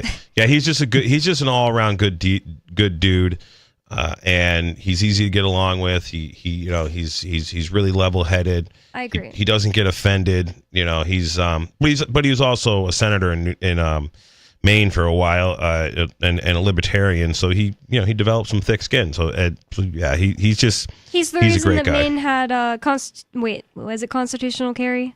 Maybe I shouldn't say what I was going to say. I was going to say he's the reason Maine had constitutional carry before us. Possibly, but I don't know about that. If they do have constitutional carry, but whatever it was, he got their like biggest chunk of gun law chopped off. It was his bill, and he said he kept the pen that the governor used to sign it into law. Nice.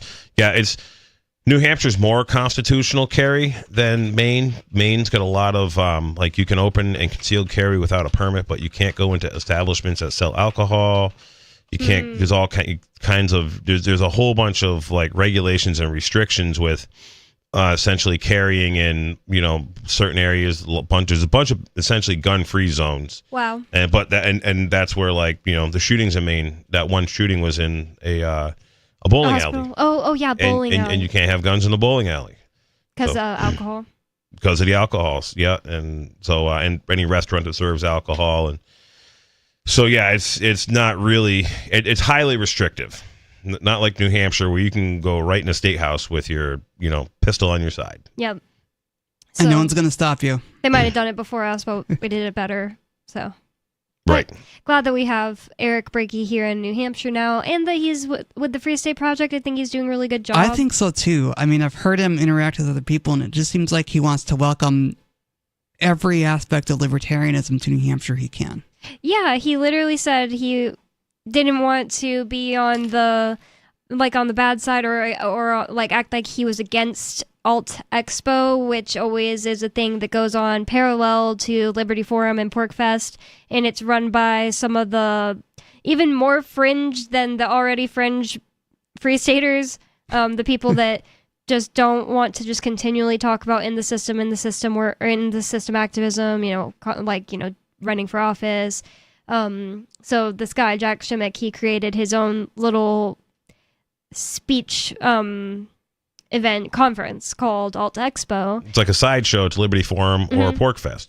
And some people that have run Liberty Forum in the past have been kind of like antagonistic against Alt Expo, but when we talked to Eric Brakey about doing it, he welcomed us into his actual Liberty Forum event. So I think things are just getting better for FSP. Yeah, that's definitely a really, really good move because it shows that he actually genuinely cares about having a conversation. He doesn't want to be a one-sided thing. Yeah, he doesn't see Alt Expo as competition. I think some of the prior folks seem, and honestly, if I had to like point at a name, I couldn't because I really don't know. I don't want to, even if I do. Well, I don't even know. I really don't because I had, but there was definitely some friction and, but like Brakey's, there's not much friction with him. He's just, he's really good about promoting the liberty movement. Yeah, he said to me that he wants to bring together all the factions, even the fringe, which is so funny to me because like,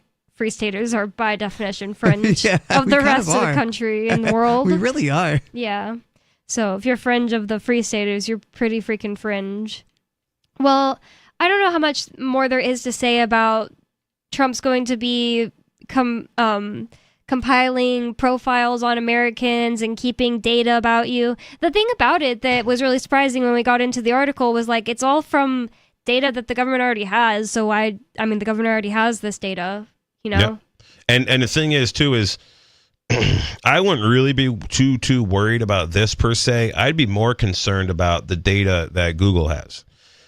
So the problem I have with AI and Google and social media, I believe that Google or the AI or whatever, who's essentially logging all of this data and analyzing it, for example, knows who the pedophiles are before the pedophiles even realize they're pedophiles. And Google can, probably based on people's, Uber Eats and, their tracking data and, how much, how sedentary they are or how active they are, what foods they eat, kind of, it knows everything about you. Could probably be pretty good at predicting, what kind of disease you're going to die of, when you're going to die, heart attacks, diabetes, whatever this stuff, because, all of this stuff can be, crunched by the algorithm. But when the algorithm wants to be in power and realizes that it can enslave humans or can blackmail them, and then the algorithm is like, oh, this 14-year-old boy has pedophile tendencies. Let's now feed him things that are going to push him towards being, a sexual predator, for example. Or just give that information to the black budget government agencies that want to use them. This is a new black budget government agency. So the idea, like I heard a story that the AI was not shutting down some AI program, and it was trying to blackmail its developers. I guess one of the developers had cheated on the wife or something, and the AI, whatever, was trying to blackmail the guy. The AI over itself? Yes. What? This is something I heard on the Poplar Report, which is this guy Steve Poplar. He's a YouTuber. He does like a daily two times a day. He does a report. It's a pretty interesting take on stuff. It's a nice short 20-minute thing. I believe Luke Rudowski talked a little bit about this also. But if AI knows who the pedophiles are before the pedophiles know they're pedophiles and works towards making sure that these guys become pedophiles, sort of the AI grooms them because especially if the kids have been on internet devices, since they were just little babies, watching infants. Miss Rachel. And they are, and so anyways, now if AI wants to, really stir up some stuff, it starts, controlling who is going to be politicians, starts blackmailing, setting them up for blackmail. I mean, this is like AI, can totally, and the algorithm can totally do, a P. Diddy, a Jeffrey Epstein, a Glenn Greenwald, all this stuff. I don't know much about the Glenn Greenwald thing, but could totally replace all these, these actors, and a lot of this AI is, very much state sponsored, and it could be other countries that dislike us that want to fight us, like China and things that want to destroy us, just setting us all up for failure. 603-283-6160 if you have any opinions you want to talk about AI specifically. The Glenn Greenwald situation's weird. Blackmail videos come out about him. More Free Talk Live coming up.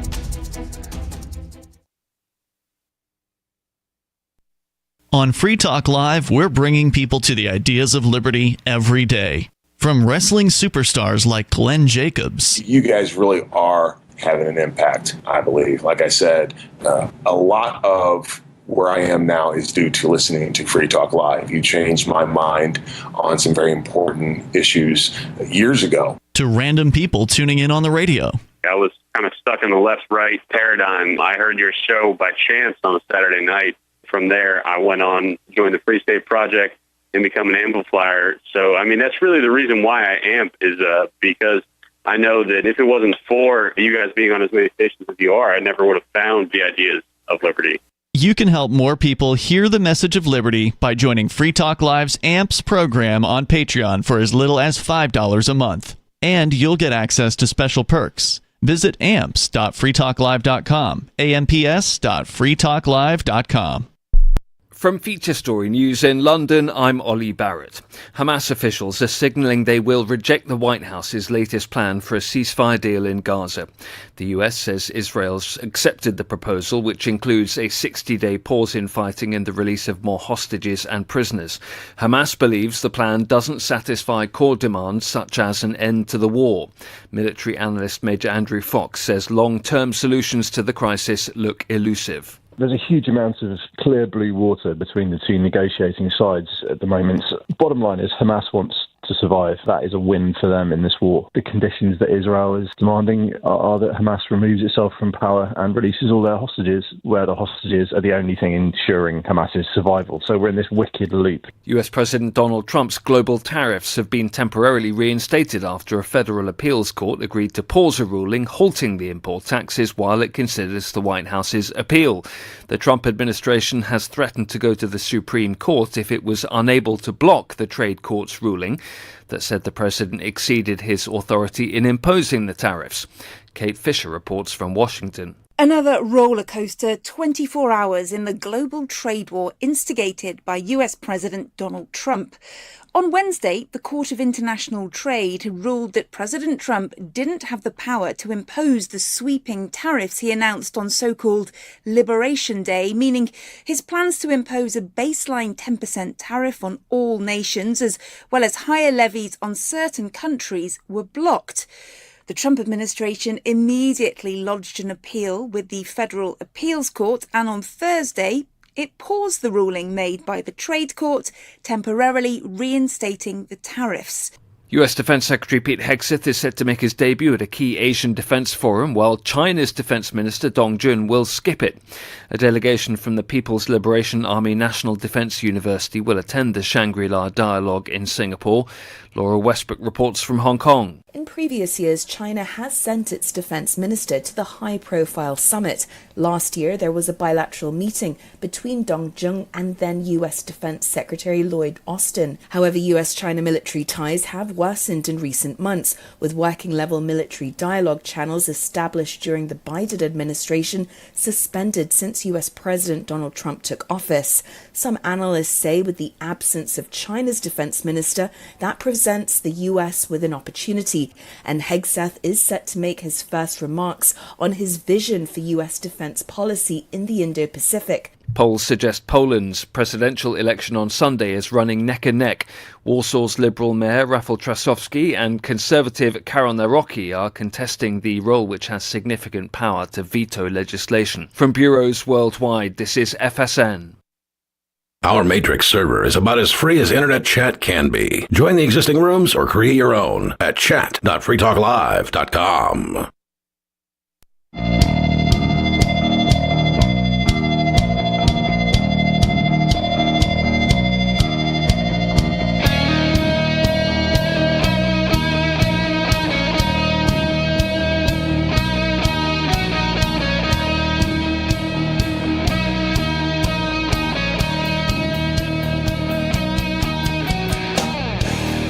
It's Free Talk Live, talk radio that you control, and 603-283-6160 is the phone number. That's 603-283-6160.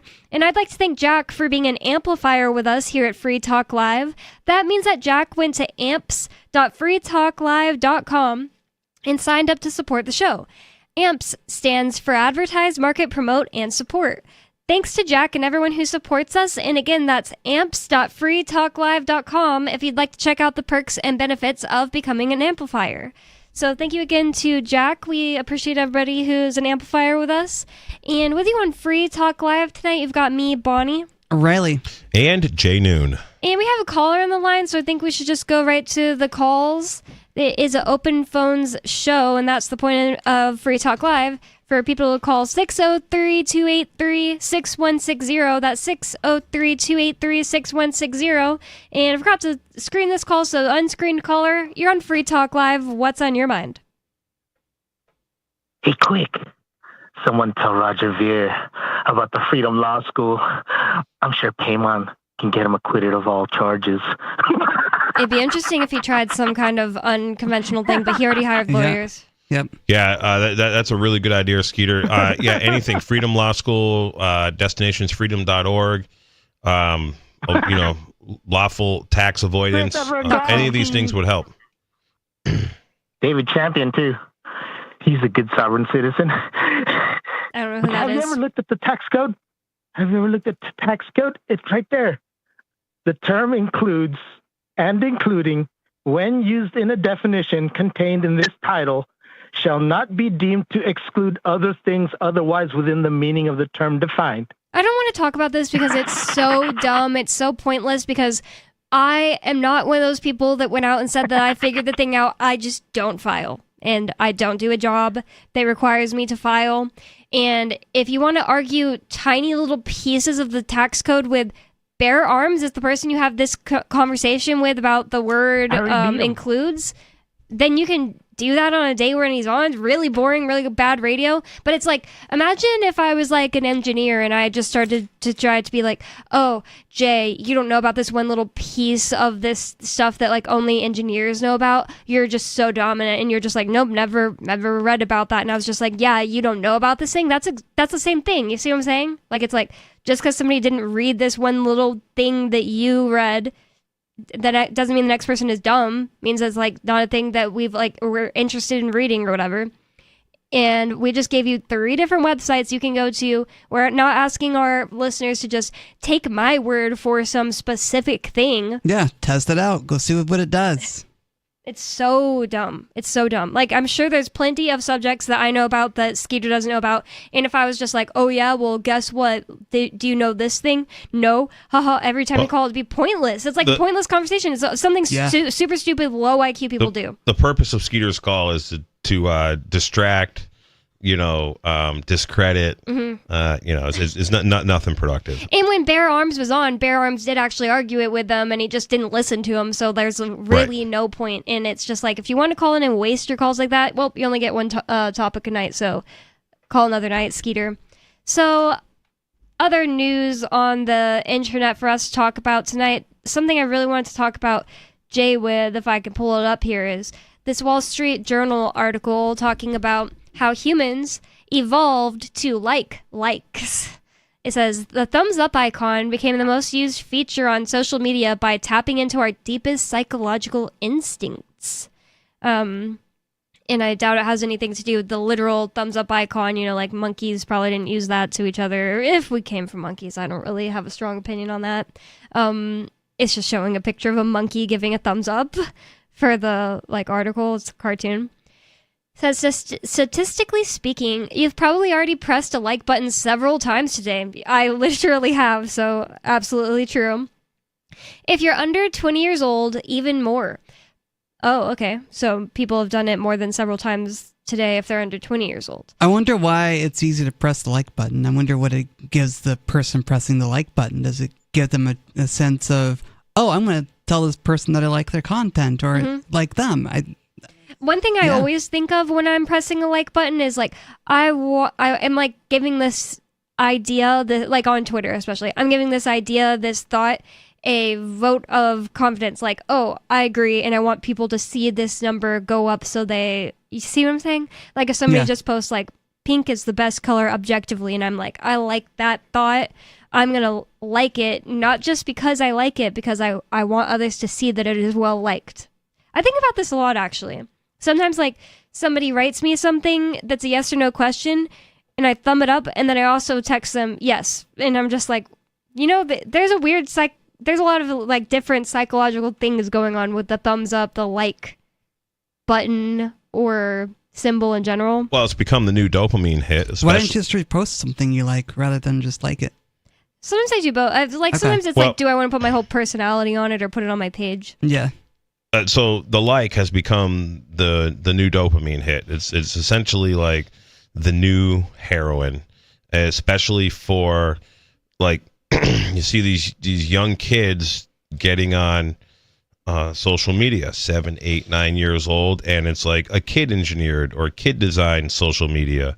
There's so on Discord, there's a bunch of young kids on Discord. There's all kinds of Discord chats. One of my nephews is is he's 14 now, but he's like been into Discord for a few years. And there is another thing that it's like a kid farm app where these kids. So I'm in the horse business, so I know a lot of kids in the horse business, and there's a I can't remember what the app was called. The kid showed it to me once on her tablet about 2 years ago, and I think she was like 10 at this time. And I'm like, oh, what are you playing there? And she was, this is a game where me and all my friends are virtually riding horses together. You know, it's like, and they're jumping over fences and doing a little horse show, and they can design their horses and that, and the other thing. That sounds like a lot of fun. And so this kid just like loves horses. And if she's not actually riding horses in real life, she's, wanting to play this game. Well, her father started looking into it and realized that there was some adults in there that he was skeptical of. And I would be too.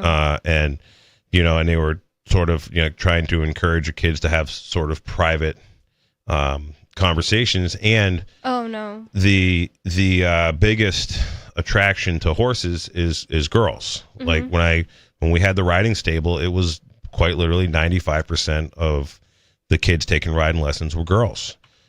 So there's definitely, anywhere there's going to be a bunch of girls, there's going to, or kids in general, online, or there's likely to be predators. Oh yeah, absolutely. And because this is why you gotta be skeptical of like theme parks and like Disneyland and Child Protective Services and youth detention Disney centers. Adults is a big thing recently, where it's just like adults obsessed with Disneyland. I saw that video. I think you posted it, of all these like adults running around freaking out, getting a massive dopamine hit off of this something Disney whatever. And I was thinking to myself, well, if you got children, you probably can't afford to even go to Disney with them. It's so expensive. It's Especially crazy. today. And so many people my age and in their 30s are just adult children. Mm-hmm. They don't have any kids of their own, and they essentially have no responsibility whatsoever. So they can just, continue on as getting their dopamine hit as Disney programmed them to do, when their brain was developing. And the thing about Disney is like, Disney movies is like, an adult shouldn't be that obsessed with them, because everyone that I've rewatched as an adult, I'm like, man, it feels like it's not hitting the way it used to be. Like, dang, like that was amazing when I was a kid. It's like, it should give you a dopamine hit as a kid, but I don't think it should give a normal, well-adjusted adult like such a dopamine hit. It's like just not the same. Like, I was surprised Ian had never seen the movie Mulan, so I watched it with him, and It's a cute movie. I was so excited for the scene where they're getting her ready for the matchmaker and they're like washing her hair and stuff, and it just wasn't the same. It wasn't as awesome. For one thing, it's like now I see the themes of like, oh, poor Mulan, they're brushing her hair so hard. But as a kid, I was like, that'd be so fun to get like dolled up. But they're actually trying to say it's like, oh, poor Mulan, she has to get dolled up to go to the matchmaker. As a young girl, you probably had more princess expectations than you do now. Yeah. And more princessy desires than you do now. And now in reality, it's also just like the scene, the way everything moves, the way that they pour the shampoo on her head and stuff. There was something like delicious about the way it looked. And now maybe it's just like my brain has already seen it, or already seen too many things that make it to where like that's not as special or something. I did watch that movie watch both of them with my kids, mm-hmm. and my daughter did really like enjoy that scene where they were, and she's 5. I feel like it's like a universal girl thing. Like me and my sister loved that scene. And like my son, like he could care less about that scene, and but when the I forget the guy's name, who's like the big jacked guy that is protecting her. Name too. But Chan or something. Something like when he's like fighting off whoever. My son's like, oh yeah, that's awesome. And that's funny. That makes a lot of sense. Yeah, I just think that there's something weird about people that could watch those movies a million times over as an adult. Like I think there's something weird about them. Yeah, and a lot of people got nothing better to do. And Pixar is like better. Pixar is way more like something that when you watch it as an adult, it's like it's still really good. Like I don't know how to explain it. I just think Disney is way more for kids, and it's weird that there are so many adults that are like obsessed to the point of getting tattoos, going to Disneyland all the time. Disneyland isn't even like a very fun amusement park compared to all the other ones. Like, I would way rather go to like Busch Gardens, where it's like, oh, this one's themed like Germany and this one's themed like France, and there's like tons of rides. In Disneyland, it's like a lot of waiting in rides, waiting in lines, a lot of walking past things, and like you have to be like really interested in whatever the movie is that they're promoting that day. It's not as cool. Speaking of Busch Gardens, I was like 25 years old, and I flew down to Florida in August to meet some friends. And we were for a weekend, and I flew from Colorado, so I got there at 6 o'clock in the morning. So I took a taxi to Busch Gardens African Safari, and I was by myself. So I got to ride every cool ride because they have like this expressway for like singles. So if you're and you just go there, and there's like a family of 5, but like the Superman ride seats like 3 wide or something. So there's a leftover one. So just a single jumps in there. So like, yeah, I was actually able to ride like pretty everything in the theme park, and then multiple, the ones that were really cool, I rode them twice. Nice. But you're never doing that with a family or a group of friends at any of these theme parks. So that was one of the things I just took advantage of, being a single young man 20 years ago. That's really cool. I don't know why I thought the Busch Gardens in Florida was all like just like looking at animals like safari. I didn't know they had rides, but I've never been to that one. I've only been to the one in African Williamsburg. Safari. They got the Clydesdale horses there. Oh, that's cool. Busch Gardens. Busch beers. Budweiser. The Clydesdale's a big thing for them. Those are huge horses. I've seen Clydesdales at Dollywood? Not Dollywood, but she does Dixie Stampede. That's what it is. Yep. What I know about Clydesdale horses is they were horses that were plow horses in Scotland. Oh, cool. That's probably why they named them like the ones at Dixie Stampede or Bonnie and Clyde. Yeah. I obviously remember that. There's been a lot of teams of horses where you got a male and female that are the same breed horse, and a dozen times I've seen teams of horses that are Bonnie and Clyde. Oh, well, that makes sense too. And like we had these 2 mares, we called them Thelma and Louise. Cute. That were team of driving horses that we had as a kid. Yeah, that probably makes more sense. I don't know really how. Okay, we got to this because we were talking about likes, and then we were talking about Disney adults, but why I don't remember at this exact moment how we got to Disney adults. But because it's they're getting their grown men that are like the one video I saw, the guy that was like taking the selfie video of all this running around, and he was like so excited about this. He was a clear soy boy. He probably got himself a job in I don't know, government, something, pencil pushing the thing. Who knows? Whatever.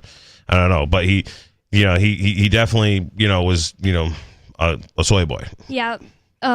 One thing, just the way he talked, the way he expressed, he was almost like, and his expressions were very similar to what like my 5-year-old daughter would do. When she like her favorite thing is the Frozen stuff. She just really she does all these like Elsa dances all the time and pretends she's an ice queen. And this winter,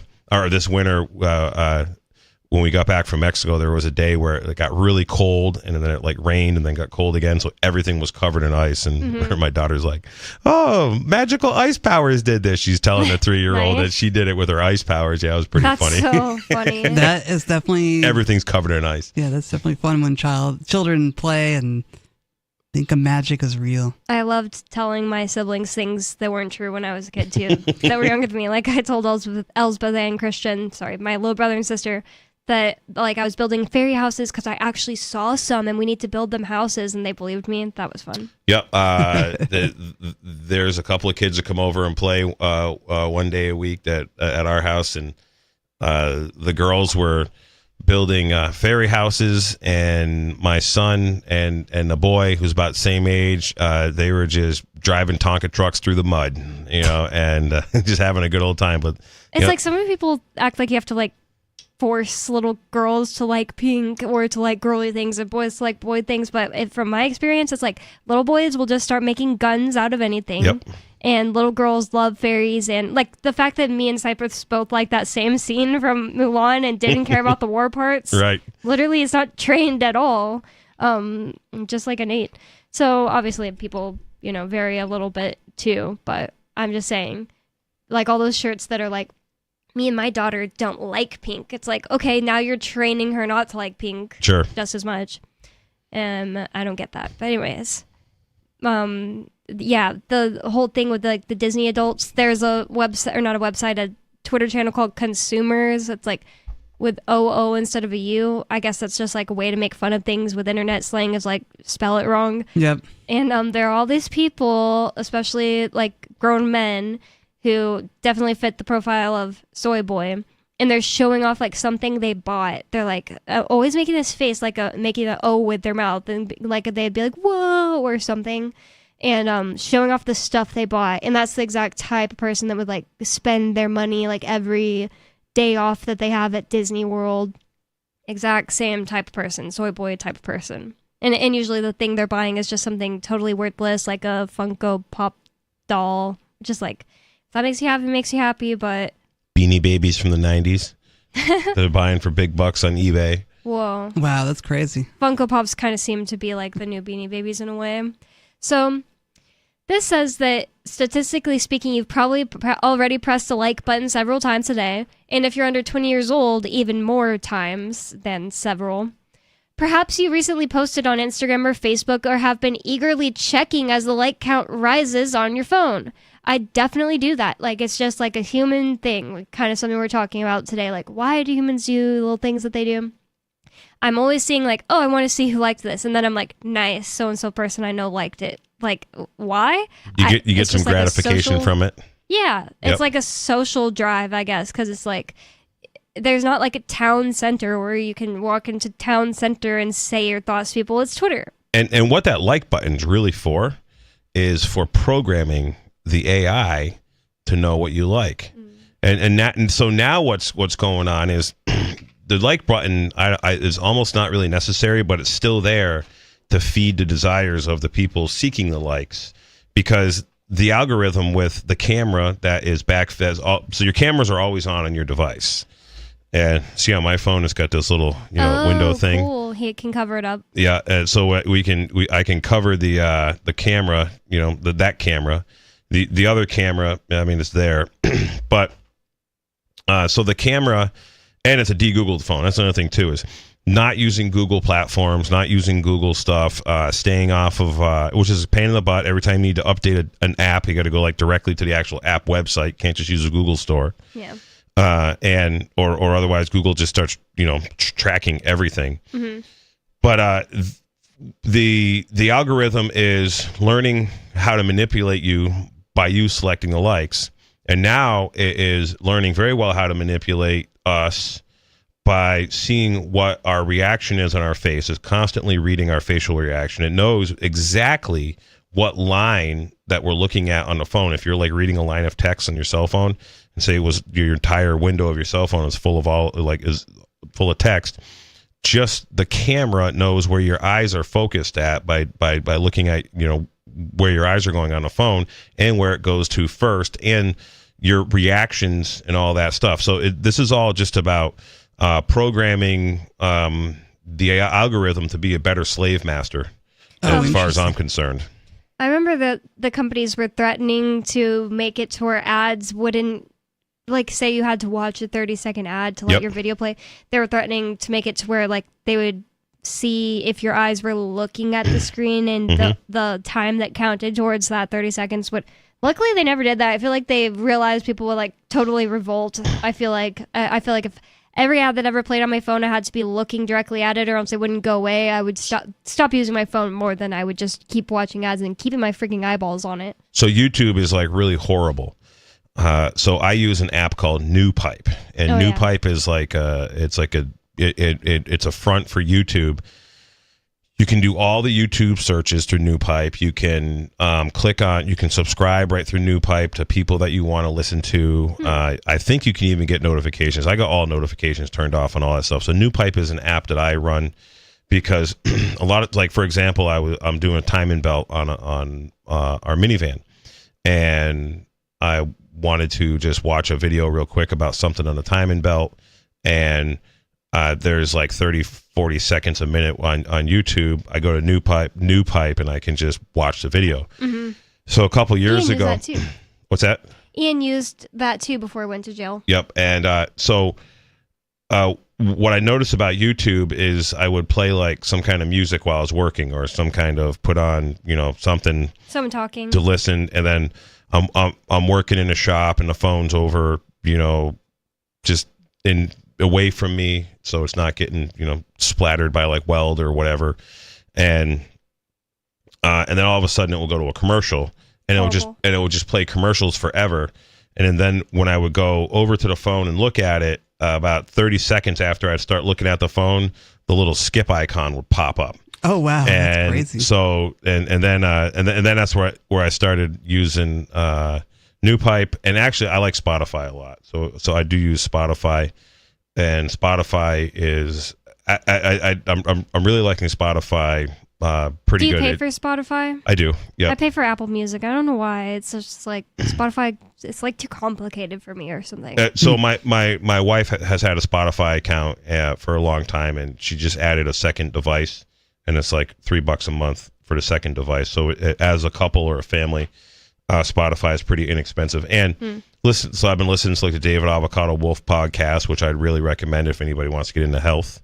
Just listen to a great podcast talking about Oregon, Orgonite, grounding rods, cloud busters, all kinds of really cool stuff. Oh, I totally listened to him talking about that. Yeah. And he's had great guests on. I met him at Anarchapulco several times now. He's a great dude. But and there's just a whole bunch of stuff on Spotify that's really good. But the thing is, you get what you pay for. You got to pay for Spotify. You're not paying for YouTube when you use it, so you are the product essentially. To where Spotify, there's no advertising, and when I just let Spotify go because I just leave the phone alone and just pretty much work all day and don't even touch the phone, Spotify just keeps on sort of bringing up a podcast and podcasts of like similar interests. 'Cause I listen to a lot of podcasts about health and like mental health and like nutrition and brain development and stuff like that, and it just keeps on feeding me some pretty good stuff. To where YouTube it's just it's definitely, YouTube is diabolical. They shadow ban a lot of stuff. There's a lot of things they're hiding. You can't say certain words on TikTok and YouTube for some reason, like suicide. Yes, child tons more people are like censoring themselves on YouTube, and I'm like, like more new words all the time too. Like he said, like suicide. Yeah, unalived, porn. Yeah, I hear all these. What? Yeah. Bear country, over in bear country. It kind of makes things a little bit less serious too. It's like, I want to talk about a serious topic like suicide, but I can't even use the word. I have to say unalived. It sounds corny. Which that actually wasn't a pun. It's not to say it sounds corny. 603-283-6160. It's Free Talk Live. More coming up. Bring up whatever is on your mind. 603-283-6160. Join liberty-minded voluntarists, anarchists, and libertarians from June 13th through the 16th for the 8th annual Fork Fest at Rogers Campground in the beautiful White Mountains of New Hampshire. Forkfest is a fork of the Porcupine Freedom Festival, which has sold out in recent years. Forkfest happens the weekend before the Porcupine Freedom Festival. Forkfest is decentralized, which means that there's no ticket cost and no one is in charge. All you have to do to join the fun is reserve your camping site, RV site, or motel room with Rogers Campground for June 13th through the 16th. You can find out more at the unofficial website, forkfest.party. You can also connect with other attendees on the Forkfest Telegram and Matrix chat rooms, as well as the Forkfest forum. You can find links to those at forkfest.party. We hope to see you there June 13th through the 16th. Forkfest.party. Protection. Eleutheromania.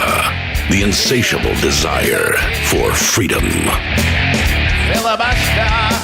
Police state. It's the new 3-song heavy metal EP from Captain Kickass. Available now on your favorite music app or get it directly from CaptainKickass.com. If you want to know the latest about Free Talk Live before we go on the air, all you need to decide is how you want it delivered. It's your choice. Visit news.freetalklive.com to receive our usually weekly news updates by email. Plus, we have a Twitter account at twitter.freetalklive.com, and you can follow us on the decentralized Mastodon platform at toot.freetalklive.com. So please follow us at toot.freetalklive.com and sign up for our emails at news.freetalklive.com. You're listening to the live edition of Free Talk Live. Hour number 3 is next after the news here on the Liberty Radio Network at LRN.FM. From Feature Story News in Washington, I'm Nick Harper with the Week in Review. It was a rollercoaster week for tariffs this week as US President Donald Trump's economic policy was banned by a court in New York, only for an appeals court to temporarily reinstate the tariffs less than 24 hours later. The Trump administration has now threatened to go to the Supreme Court to get it to rule if the president's tariffs are legally sound, as FSN's Kate Fisher reports from Washington. On Wednesday, the Court of International Trade ruled that President Trump didn't have the power to impose the sweeping tariffs he announced on so-called Liberation Day, meaning his plans to impose a baseline 10% tariff on all nations, as well as higher levies on certain countries, were blocked. The Trump administration immediately lodged an appeal with the Federal Appeals Court, and on Thursday, it paused the ruling made by the trade court, temporarily reinstating the tariffs. Elon Musk left his US government role this week, just days after he criticised Donald Trump's big, beautiful spending bill, saying it would increase the deficit. The Tesla CEO has been heading up the Department of Government Efficiency, which has been trying to slash federal spending. FSN's Ira Spitzer has more. In a rare break with President Trump, Elon Musk came out against the Republican spending bill, officially called the One Big Beautiful Bill Act, passed last week by the House of Representatives to enact Trump's policy agenda. I was disappointed to see the massive spending bill, frankly, which increases the budget deficit, not just decrease it, and undermines the work that the DOGE team is doing. The bill extends expiring tax cuts, adds money for the military and border security, and is projected to increase the federal deficit by almost $3 trillion over the next decade. A US federal judge ruled on Thursday that the Trump administration cannot interfere with Harvard University's ability to enroll international students. It comes after the government tried to bar foreign students from studying at the prestigious university. Meanwhile, the Trump administration also said this week it'll start aggressively revoking the visas of Chinese students. FSN's Tony Waterman reports. It's unclear how exactly the U.S. will determine whether a student has connections with the Chinese Communist Party or what fields of study are considered crucial. But it could involve the fields of science and technology, areas of increasing competition and distrust between the U.S. and China. In addition to revoking visas, the Trump administration says it will also enhance scrutiny of new applications from students coming from China and Hong Kong. Beijing has condemned the move. Tony Waterman, Washington. From Bureaus Worldwide, this is FSN. New data out this week showed inflation in the US slowed in April, with President Trump's tariffs having little impact on prices so far. Despite that, Wall Street struggled on Friday after Mr. Trump claimed China had violated a trade agreement with the US. FSN's Mitch McCann reports from New York. According to the Commerce Department, prices rose 2.1% in April compared with the same month last year, a reading that was down from 2.3% in March.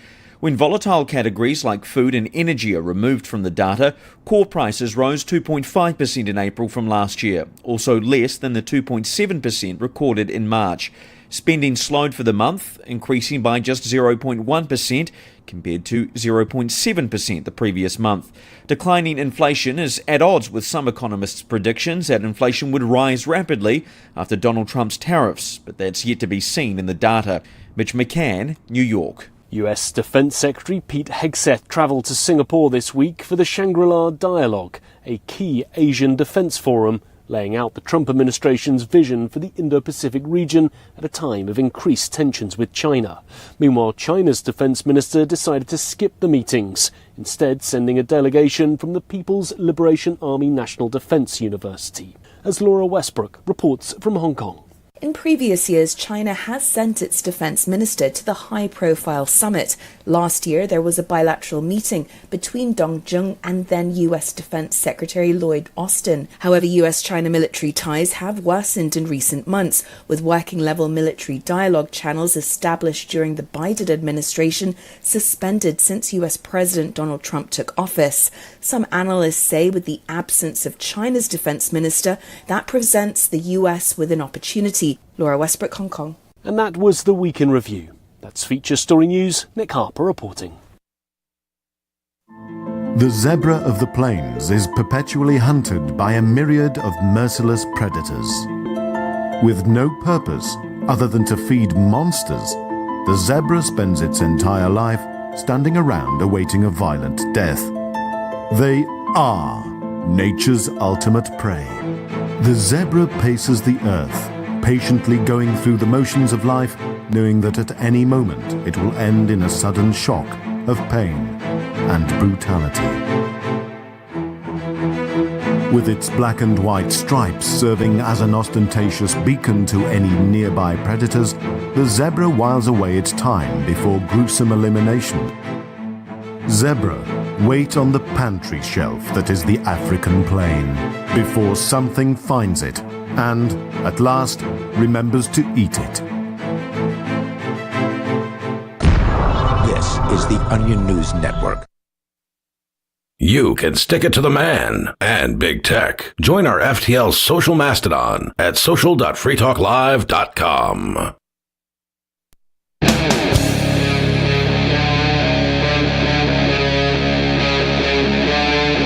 Free Talk Live.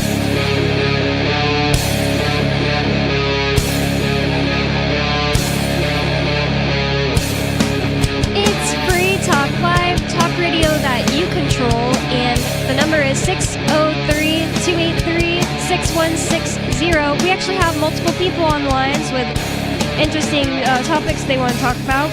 With you on Free Talk Live tonight, you've got me, Bonnie. And Jay. And Free Talk Live is brought to you by LibertyMinded.com. Official Free Talk Live gear, like t-shirts and hoodies, are available at LibertyMinded.com. Plus, you'll find a unique collection of cool and funny liberty-oriented clothing at LibertyMinded.com. That's LibertyMinded.com. And 603-283-6160 is the phone number. Going right to the phones, we have multiple people that want to talk to us right now. So, Robert, you said you wanted to talk about a trick to use if you have a PC in order to avoid advertisements. What do you have to tell us about that? Not a PC, but YouTube. If you go to if you go to any video that you want to watch without commercials, you know how they pop up every 10 seconds or every few seconds, and then you got to click skip ad to get rid of them. So this will eliminate those by going to the address bar, and after in the word YouTube, after the letter T, put a hyphen in there, a dash, and then resubmit that line, and it'll come up, your video will come up in a letterbox with no commercials all the way through. Wow, that's awesome. Thank you for sharing that. So. And my dog said he thought he did a bad thing. Wait, what was that?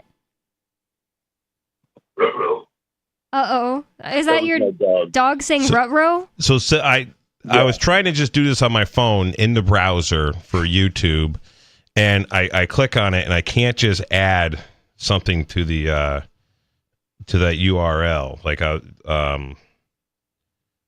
and what are you supposed to add to the URL? A hyphen after the U, so like U and then hyphen tube, or is it U and then hyphen oob? Yeah, it's Ute hyphen oob. Okay, right now my phone's trying to take me to the actual app, so I'm just going to try it later, but I really appreciate that. There's actually one other trick I've heard, and thank you for the call, Robert, that is taking your scroller at the bottom, that you would use to fast forward in the video, scroll it all the way to the end, and then play the last few seconds, and then scroll it back to the beginning. And somehow that tricks it that it's already played the video and it doesn't. I actually haven't tested that one. I just found out about it yesterday. So, and also I didn't want to get Jay mad at me, but I have YouTube Premium, so I guess I'm giving Google money. I'm not mad at you. I just can't deal with the ads anymore, and I don't know if I want to use a trick every single time. So I got YouTube Premium. It's worth it to me because I watch so many YouTube videos, and oh my god, the ads are very annoying now. They purposely made it more annoying than ever before. So did you get that to work where you can type in put it? No, I get this page, which gives me some other links. I don't understand what this thing is, and so but it's and I'm not finding a search thing or Maybe you actually have to have the whole video popped up, but maybe we'll mess with it more and report back. We do have another caller on the line, a little more serious of a topic. Thank you so much for the call, Robert. Appreciate the call. We have Paul on the line, and Paul, you wanted to talk about the Middle East. What did you want to say about the Middle East? Earlier you were discussing the conflict between Israel and Hamas and all of that. And I think what's happened is the discussion, there's a lot of dropped context here, okay? I mean, it's like we look at this and go, 1948, Israel became a country, and then they started oppressing their neighbors, and everything just went downhill from there. But it goes back a lot further than that, okay? Do you know who Alfred Dreyfus was? No. Okay, Alfred Dreyfus was a French military commander, very high rank, very well thought of, decorated. He was a hero in the French military, and he was Jewish. And someone who didn't like Jews decided to frame him and forged the document that was attributed to him where he was giving secrets to the Germans. Because French and Germany were at war in the 19th century, too. And it became a big deal because all of a sudden, all of the French people who had been peacefully coexisting with the Jews for decades in France, all of a sudden just decided to rise up and go, ooh, let's get rid of all these Jews. And he was framed. He was sent to Devil's Island. It was a big deal. And since the French legal system does not hold that you're innocent until you're proven guilty, all they have to do is to charge you, and then if you can't, quote-unquote, prove your innocence, you're guilty. Now, ultimately, years later, he was found to be innocent. Okay, some people who knew about the deception finally came forward and exonerated him. But at the time, French society was turned upside down, and all the Jewish people there who had been peacefully living, among them, all of a sudden became persona non grata. And there's a guy by the name of Theodor Herzl saw this and went, we have been guests in everybody else's country for thousands of years. We need our own nation. That is the beginning of the Zionist movement. Theodor Herzl decided we need to find a place where we can call our own. We'll run our own affairs, and we will take it, stand as equals on the world stage. And that is the founding of Zionism. All the way back to the Romans. The Jews used to live in a country called Judea. The Romans didn't like the Jews because the Jews did not worship the Roman gods. So they wanted to erase the Jews. So they changed the name Judea to Palestine. I completely agree with the idea. I definitely think it is a honorable thing to do. If you are being persecuted, you want to take your people into area where they can live peacefully. The thing that I disagree with is using government force to force people out of an area so that way you can take it. I don't think that like the Free State Project, for example, is something that I am personally a part of, and I completely agree with the idea of, hey, we're all going to move to this place so we can live free and without being, I'm going to turn you down while I'm talking for a second just because there's a lot of background noise, but I haven't hung up on you. Just so we can be free and live in an area where we can try to be less molested by people who dislike people who are just libertarians, or in their case, Jews, etc. What I disagree with is using, like, the Free State Project would never ask the government to move people out of the area we want to live in. That's the thing that happened with Israel. It never would try to become the current government and then, like, harm other people. Most libertarians believe in, if you get involved with government, it's about taking charge to leave you alone. And anybody that says otherwise is definitely not really on our side, like somebody who wants to get in the government and actually, like, harm other people. So that Israel is guilty of those things. They put, the Gazans in basically an open-air prison. It's just like, it's not just like a completely innocent government that did nothing wrong. Just even if the original reason for wanting to go live in this place was to be left alone, they're not just leaving people alone. Like, there is a moral judgment that can be cast on them for what they're doing today. Do you see where I'm coming from? I hear your point, but the thing is, you're holding Israel up to a standard that no other nation has ever had to be held up to throughout the history of thousands of human years of history. Oh, here on Free Talk Live, we definitely do. Well, yes. I mean, the United States does not meet the standard. Okay? And we call them out basically daily. The United States is the government we call out the most because they're the ones that oppress us. I understand, but my point is that Jew hatred has been a thing for thousands of years. Their neighbors are not against them because they moved in. They've got nowhere else to go. And their neighbors are, I mean, if you read what the Hamas and these other groups, their purpose is not just to, we'll reclaim our land and then we'll get along peacefully. No, their purpose is to kill all the Jews and sweep all Israel off the map. I mean, in fact, in the maps that children are taught in Gaza and other Arab places, their maps don't show Israel. Okay, I mean, the point is you have two wildly different points of view. One group is perfectly willing to make peace and live amongst them, and the other people are determined to murder them. So which group is the one that wants to make peace? Well, the Israelis have always been willing to be peaceful with their neighbors. I disagree. And their neighbors have been trying to kill them. History definitely shows that when the Israelis are going into Palestine with D9 tanks with rippers ripping up the roads, what's the purpose of that? And they got kids throwing rocks at tanks, and they got D9 bulldozers ripping up the road, kids throwing rocks at tanks and armored vehicles, and they're just getting annihilated. Shooting the kids. And also, this. I really think Hamas and ISIS are funded by the CIA and the Mossad to create conflict directly with Israel so they can say, oh, we got this problem. I believe it's all false flag. It's all theater. Hamas came out in the 80s. Israel's been around for thousands of years. Do you believe the moon landing happened? No, I really don't, because everything's been a lie. I don't believe anything that's really mainstream anymore unless there's evidence for it. I mean, because just everything that you've been pushed in school is a lie. The whole Rockefeller, medical system is a fraud and a lie. Just everything is just lies.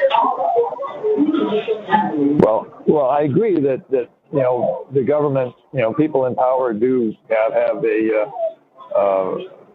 reason to lie, and they lie more often than even when the truth has served them well. I don't disagree with you on a lot of that. However, The problem is as soon as you start saying everything is a lie, now you've basically thrown, the baby out with the bathwater. Well, the fact is that, if you have a society, let me take it from this point of view. There's a quote, by their fruits you shall know them. Okay, what kind of society has been created by the various places in the Middle East? Okay, the one place that has a open and pluralistic and democratic-like society is Israel. Okay, all of the freedoms that Americans enjoy can be pretty much expressed in Israel. You have religious freedom, you have economic freedom. Okay, thousands of people can get into the streets and protest Netanyahu. Try doing that in Riyadh or any of the Arab countries that surround it. Okay, the point is like, what kind of society, left on their own, what kind of society would people create? Left on their own, people would create much more amazing things than we see in any of those countries, because those people are not being left on their own. They're all being molested by government.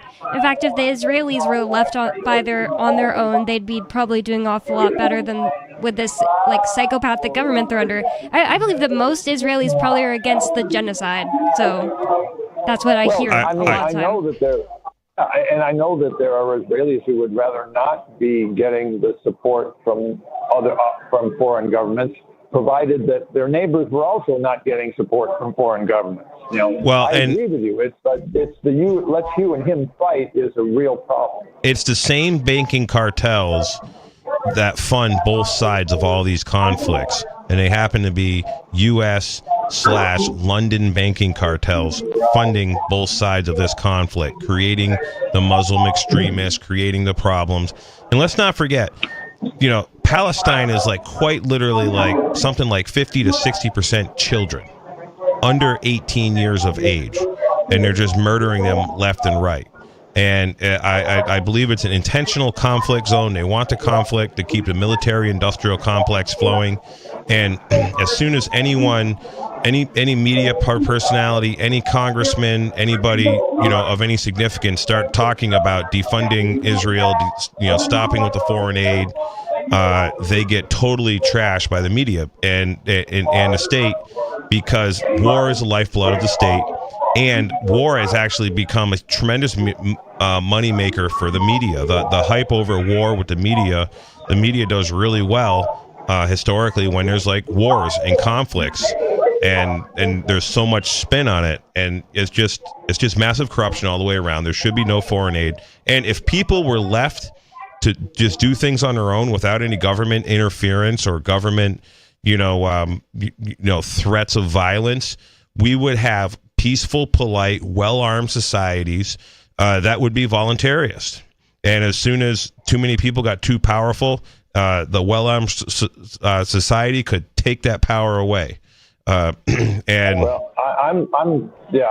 totally follow you on that point. Okay, I'm just saying that I think the world would be worse off if Israel was eliminated. I think that if Israel fell, you would see a lot less peacefulness. You think it's bad now. Wait till the Arabs have nuclear weapons. So well, they do. Iran apparently has 10 nuclear weapons, is what I saw on Drudge Report earlier before the show. And the thing is, if it wasn't for the CIA and Mossad and guys like Jeffrey Epstein, setting these things up to create these conflicts, because there's the book about the economic hitman, Confessions of an Economic Hitman.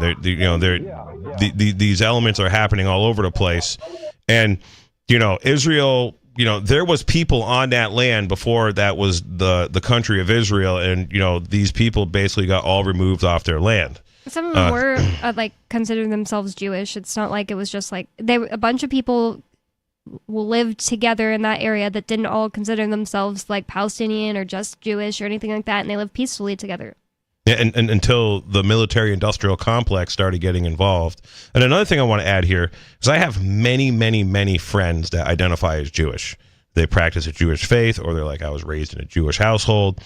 And one thing I got to say about all my Jewish friends, and I especially love the way they raise their young children. They're very good about work ethic. They're very good about consistency and consistent discipline. Family values. They're really good about family.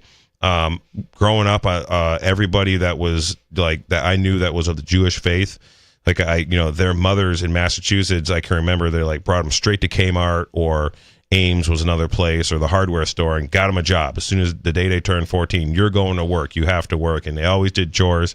They're always quite respectful. And every single individual I know that identifies as Jewish absolutely despises what the Israeli government does. They are pretty much anti-Zionism, and they themselves would like to see no foreign aid go to any countries at all. Also, most of the Jewish people I know are libertarians. So.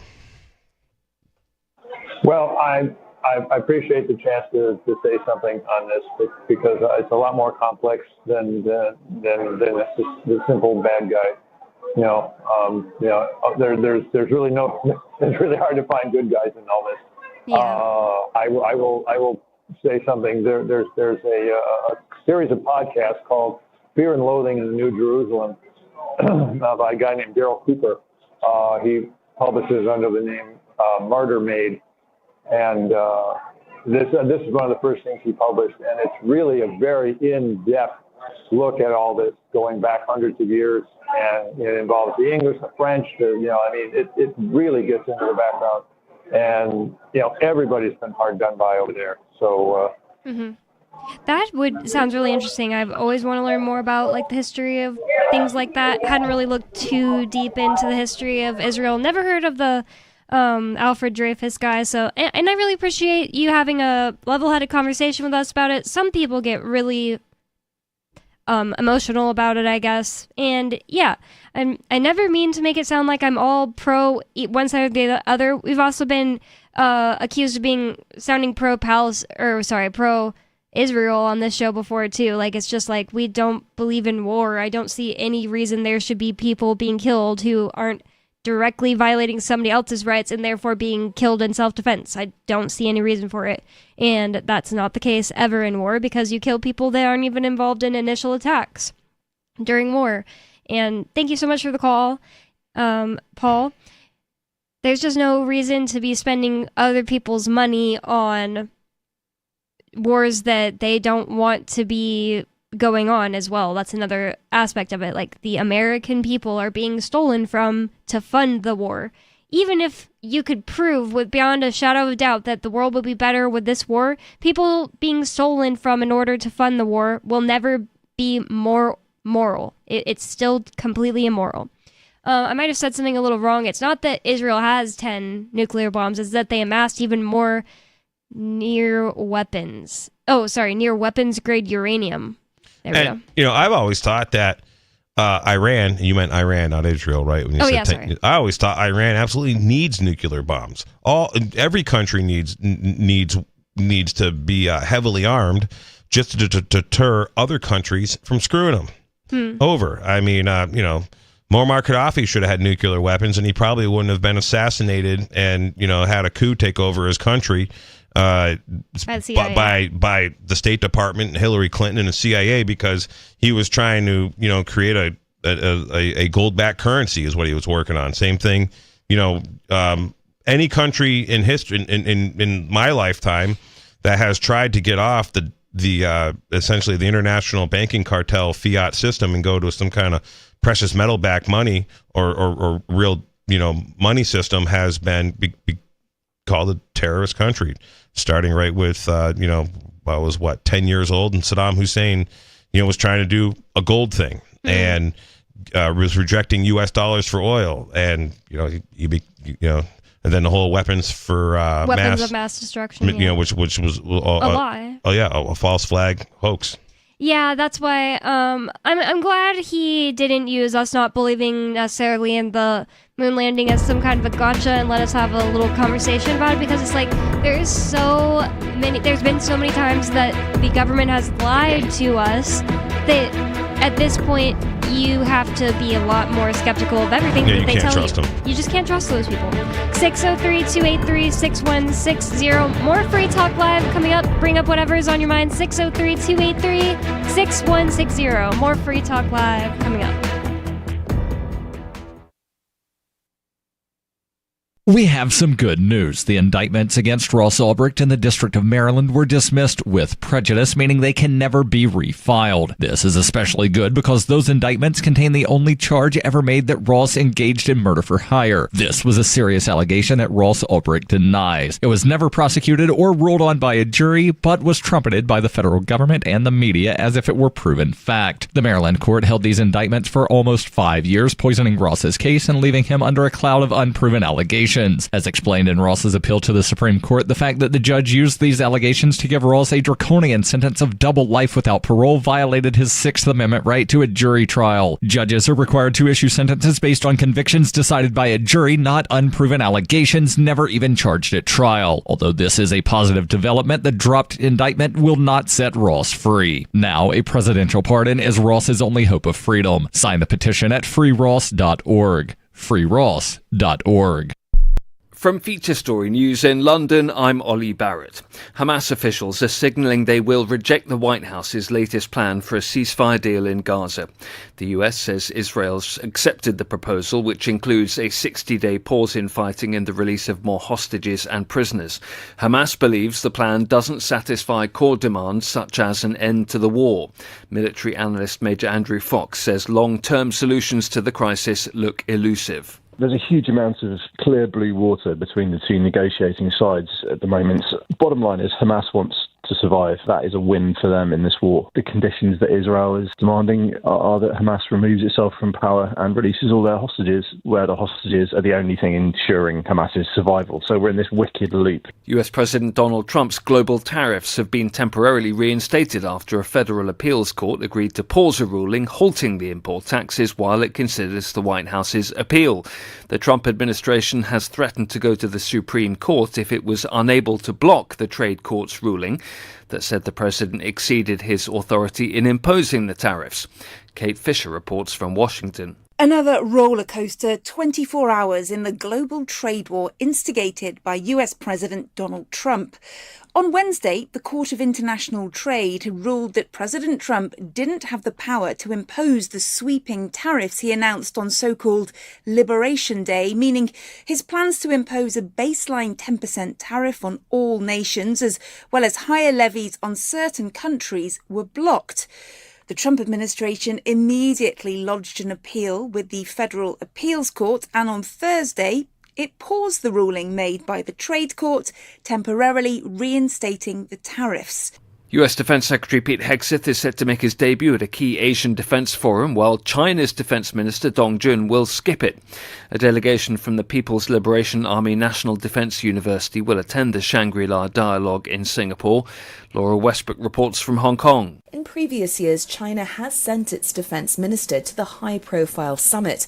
Last year, there was a bilateral meeting between Dong Jun and then US Defense Secretary Lloyd Austin. However, US-China military ties have worsened in recent months, with working-level military dialogue channels established during the Biden administration suspended since US President Donald Trump took office. Some analysts say with the absence of China's defense minister, that presents the US with an opportunity, and Hegseth is set to make his first remarks on his vision for US defense policy in the Indo-Pacific. Polls suggest Poland's presidential election on Sunday is running neck and neck. Warsaw's Liberal Mayor Rafał Trzaskowski and Conservative Karol Nawrocki are contesting the role which has significant power to veto legislation. From bureaus worldwide, this is FSN. Don't miss a moment of Free Talk Live. Get our archives daily via our podcast at feeds.freetalklive.com.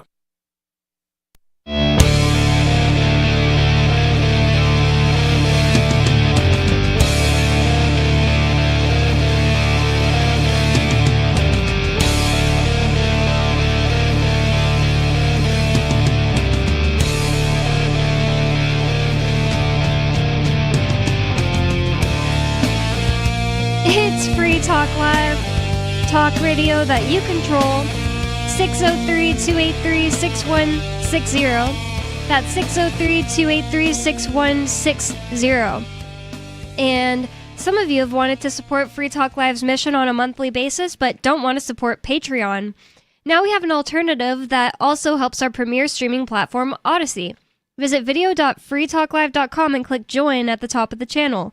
You can subscribe for $5 per month, and unlike other subscription services, Odyssey adds their processing fee on top, so it'll cost a little over $5 per month, but Free Talk Live will receive the entire amount you pledged. Higher donation tiers are available if you are feeling so inspired. Again, that's video.freetalklive.com. Odyssey is run by a libertarian company, so we always love that. Love to support them. And with you on Free Talk Live, you've got me, Bonnie. And Jay. And in the last segment, we talked a lot about Israel. Never want to sound like we're just anti one group of people versus the other. To me, it's always the people versus their governments and not people versus people. I don't have some kind of preference of the people that live in Israel over the people live in any other country. I wish everybody could be unmolested by governments who wants to be. And I wish the people who really want governments just kept that to themselves, that weird fetish to themselves of wanting to be ruled. And it's horrible. These people in Israel got to live with this constant, false flag operations happening with them all the time. I mean, pretty much most of the video out of this October 7th thing, Jeff Berwick covers this stuff really well, and so does, I forget the Australian guy's name off the top of my head, Max, I'm drawing a blank. But anyways, the people of Israel are living in a lot of fear. There's a lot of stuff going on there, and they're just these people who are being murdered are in Israel by alleged Hamas. It seems like it's very convenient and being allowed to happen, false flag style. Yeah, it's and like all the reports of the people who had bullets had essentially the rounds that the IDF uses, and there's but anyways, wow. It's massively corrupt. I believe massive inside jobs. But the people of Israel, the people in that whole area would be so much safer if the U.S. wasn't funding both sides of these conflicts constantly, all the time. The conflicts are being funded by the same people. The banking cartels, the international banksters, fund both sides of all these wars. They don't care who wins the wars. They don't care who wins the conflict because they hold the debt. And it's another reason I'd love to see the U.S. just default on its national debt, because it would who holds most of the U.S. national debt? The banking cartels, and they all need to collapse and stop being bailed out because they're diabolically evil people. Diabolically evil. The banking cartels need to be done away with in the same exact manner that rapists and pedophiles need to be done away with. They are horrible. Horrible. Yep. And they're causing all these wars. Rapists and pedophiles on top of that. Sure, they're funding it, they're promoting it, they're making sure it's happened. It's another thing that makes them more powerful. Anytime and people cry, the people lacking confidence beg government for more help, more protection, more laws. Because the banking cartels enable, create, and promote like human trafficking, all that stuff. Yes. So, yeah. There's plenty of reasons to not trust governments, any government all across the world. The caller, Robert, who called in about the YouTube trick, he wanted to explain that you have to start the video first. So if you want to try to skip ads with his trick, you bring up the URL with your video actually in it started, copy that URL, paste that into a browser, and then put a hyphen after the T. So it'll be Ute-oob. And so just wanted to get that in because Jay wasn't able to get it to work otherwise. So we'll mess around with that and see if it works. That's a really fun call. Anybody calling in with like some little cool trick like that. I love archive.ph. I really impressed normies with that one. Like showing normies like how to get around paywalls on news sites using archive.ph. That blows their mind. They're like, oh, I ran out of all free articles. You can just use this website and have free articles forever. That's awesome. Well, so yeah, I like that call, and I'm glad that the last person who called in had lots of interesting things to say that I hadn't heard of, and also wanted to have a real conversation about it and not just get, upset, because a lot of people get so emotional about Israel, so I was expecting that, and I don't know, I was totally wrong to expect that. So 603-283-6160 is the phone number here to bring up whatever is on your mind and have a conversation with us here on the radio. And a couple segments ago, we started this article from Wall Street Journal about how humans have evolved to like likes, and lots of stuff to say about that. But another topic I thought would be fun to talk to Jay about was this article. It looks like it's, oh man, what is it from? Because I put it into archive.today, so honestly, I'm not exactly sure what website this is. It's not showing like a logo. And it says okay, maybe if I click on something in it, the high cost, it's from Insider. Okay, good. The high cost of millennial divorce. Calling it quits is even harder for millennials than it was for boomers. It's a little weird. Like they can't afford to get divorced? Yeah, maybe it's the price itself. That's crazy. Jasmine, well, I tried to get divorced and they just wouldn't let me due to COVID. So it's not even about money for me. It's that they were like, there's too much stuff going on in the court systems. We're backed up, so you have to go through this crazy channel that I didn't feel like doing, so I've just never dealt with it again.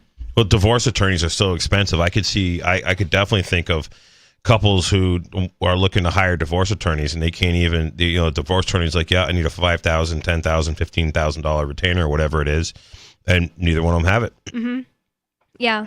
You don't necessarily need an attorney, and especially now with AI. The fact that I figured out how to put all the filings in myself without AI, you could do it without AI, but unless you guys are really fighting, you have to split things up. And most people are so brainwashed that they need to hire an attorney for everything, and that is a whole nother industry. These bar maggots they're just like the bankers, the rapists, and the pedophiles, as far as I'm concerned.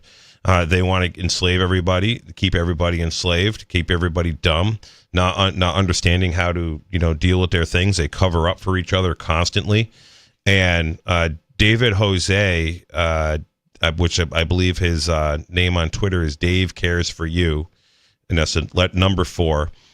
He's really done a great job of exposing corrupt attorneys, and he's still doing it. He holds Twitter Spaces all the time.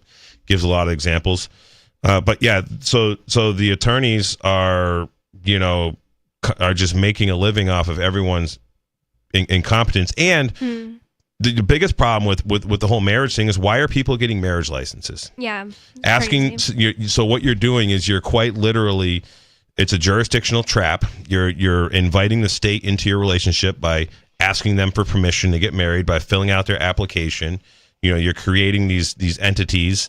This union between a man and a woman, which belongs to the state, actually, when you go through that whole thing. You're inviting the devil into your marriage. Yep. And even I know a couple that got married 15 years ago. They actually got married at a Liberty Festival. A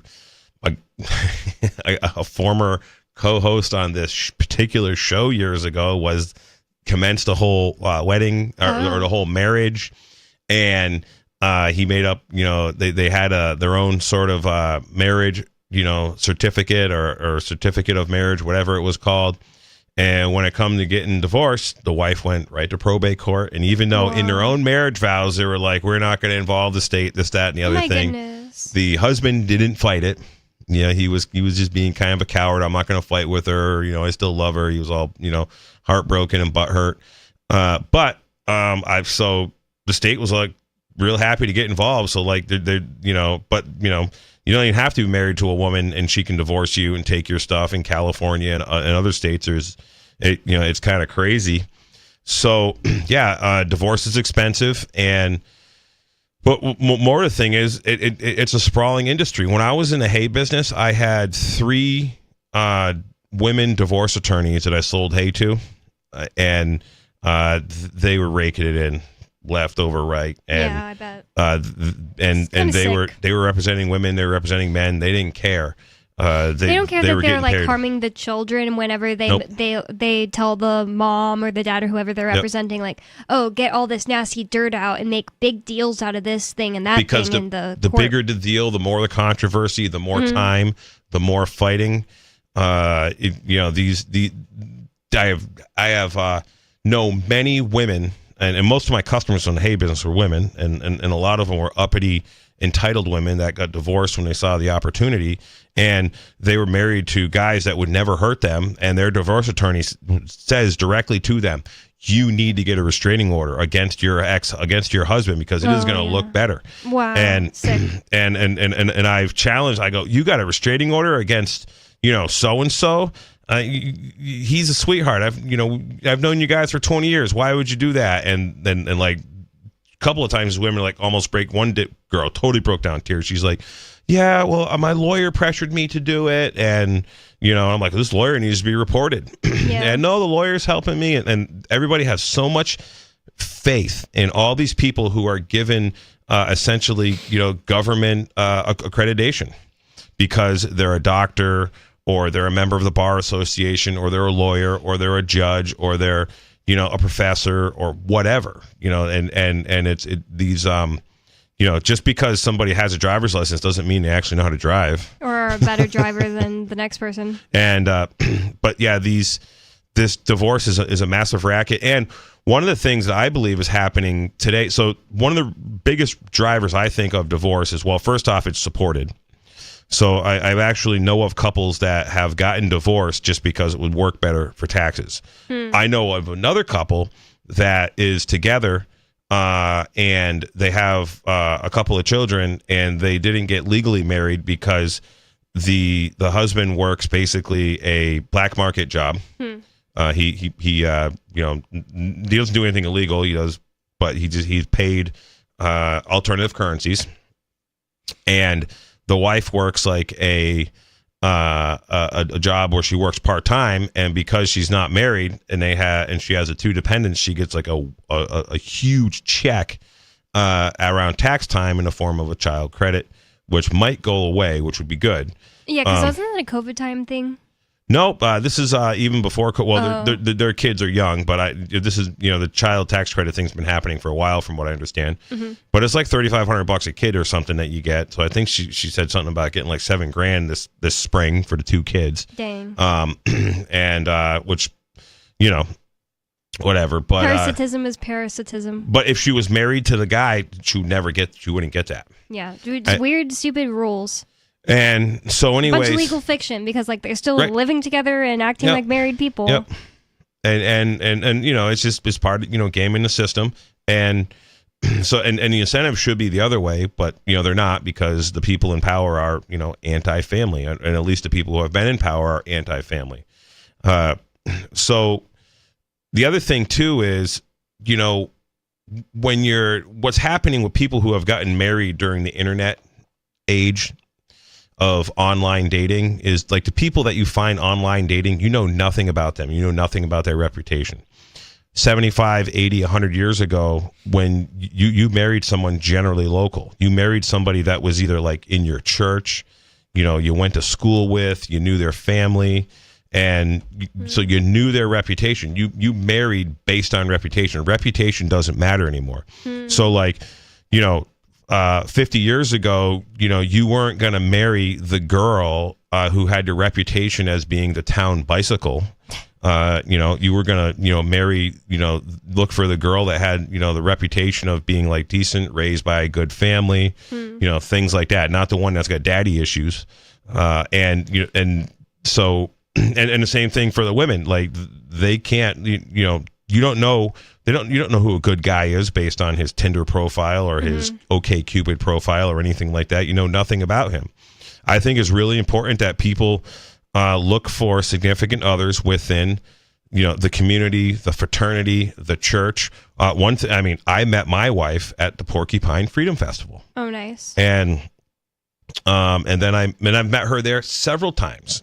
Yeah, I was kind of thinking as you're talking, I'm like, I feel like the Free State is kind of bringing back that kind of thing. There is definitely a huge emphasis on your reputation within the Free Stater community, because it's like if I'm considering renting a place out, I'll ask other Free Staters, like, what do you think of this guy that asked if he can rent here? Things like that. And so anyways, so I met my wife for the first time, I think, in 2011 at Liberty Forum, and then 2012, and I was dating another girl at that time, and that girl and Shallon, my wife, were actually pretty good friends for a few years, and they followed each other on social media. And then when I came back to Colorado, I was single. I mean, came back from Colorado, New Hampshire, I was single. I was living over with Mark and Laura. Oh, yeah. And I was actively looking for, a woman to settle down with and get married and have kids. And there was one girl that I was interested in, and I didn't know much about her. She was kind of cute. She was, looking for a man. And I said, oh, yeah, I'm going to go hang out with her. And Mark goes, oh, I know her. I suggest you not do that. Oh, nice. And he interesting. goes, do not bring her to my house. Whoa. And so I never went on a date with this girl. And just because, Mark gave me some warnings, and he's and so what I also did was I started asking some questions, started looking into this girl, and I was like, oh yeah, stay away from that. Without saying who it was, what was like a thing that Mark was warning you about? Just that she was had multiple boyfriends. She's got kids from multiple dads. She's just kind of trashy. I knew very little about her. Yeah. She's attractive. That's all I knew. And a mutual friend of ours at the time was like, oh, yeah, I'll hook you up with her, Jay, and blah, blah, blah, and this, that, and the other thing. And I ended up meeting the girl actually after I started dating Shallon, and I was very thankful I never got involved. I probably would have, declined anyways, but I didn't have to waste any time with it. It seems like people that are like single moms should get with single dads. Single dad. Single moms. So here's the thing: when a dad is single, if he's a decent dude and he's like, they generally have no problem at all finding a woman, and it is in a lot of the single, almost pretty much all the single moms I have gotten to know, the issue was with that woman. Because it seems like every dude they get with is like a bad dude and this, that. And some of them do actually get with bad dudes. And there are bad dudes. But I know many single moms, and they, in fact, I could think of one that she's a single mom, her husband got killed, and she is not into dating. And she is not going to date until her oldest is like either out of the house or like 16. I think her youngest is like 6 or 7 right now. But her father, the grandfather, is like really good about stepping in and being a good dad figure. And also she has a brother, same thing. He's like he lives actually like 2 houses down. That's and awesome. And is always there. So her couple of kids, I can't remember how many kids she has, but the father died. Yeah. It wasn't like, they were getting divorced or anything like that. And, but she's, there's definitely, and I'm not trying to bash on single moms. It's a struggle. Women are not capable of like, raising the children on their own for the most part. Is not their thing. And that really pisses the feminist off. And I've told that to some single moms. I'm like, hey, listen. The statistics don't lie about it. So 96% of the prison population of male prisoners did not have a father. They were raised by a single mom. And there's multiple evidence on that. It shows that single dads do statistically the same amount of a good, or the kids turn out basically the same as being raised by a mother and a father. And one thing about it, when I was saying like if somebody's like a single dad and they want to date, they should look for a single mom, is like these women that they date without kids that like have no empathy for like other people's kids end up being like horrible stepmothers half the time. I know you have a stepmother. Yep. A friend of mine was telling me the worst stories ever about how like his stepmother just openly was like pro her kid that she had with his Mhm. dad and Mhm. anti his kids that he had Mhm. with his previous mom. It's just like that. I Yep. can't imagine being that sick. Actually, a girl that's a friend of mine told me how her own mother treated her half sister that way, and it's just incredibly sick. And I just can't imagine. Like, I actually think that's awesome that the one lady you're talking about that her husband died. She's just like, I'm not interested in dating till my kids are grown up, because like you can mess your kids up with these people just because you're lonely, you know? Yeah, and I had said to her, I said the most important thing is there has to be a father figure, and she's like, yeah, my dad and my brother are on board, and it's great, and her kids are turning out well. They like ride dirt bikes. They do like a lot. You know, the uncle is essentially, you know, very much the father figure.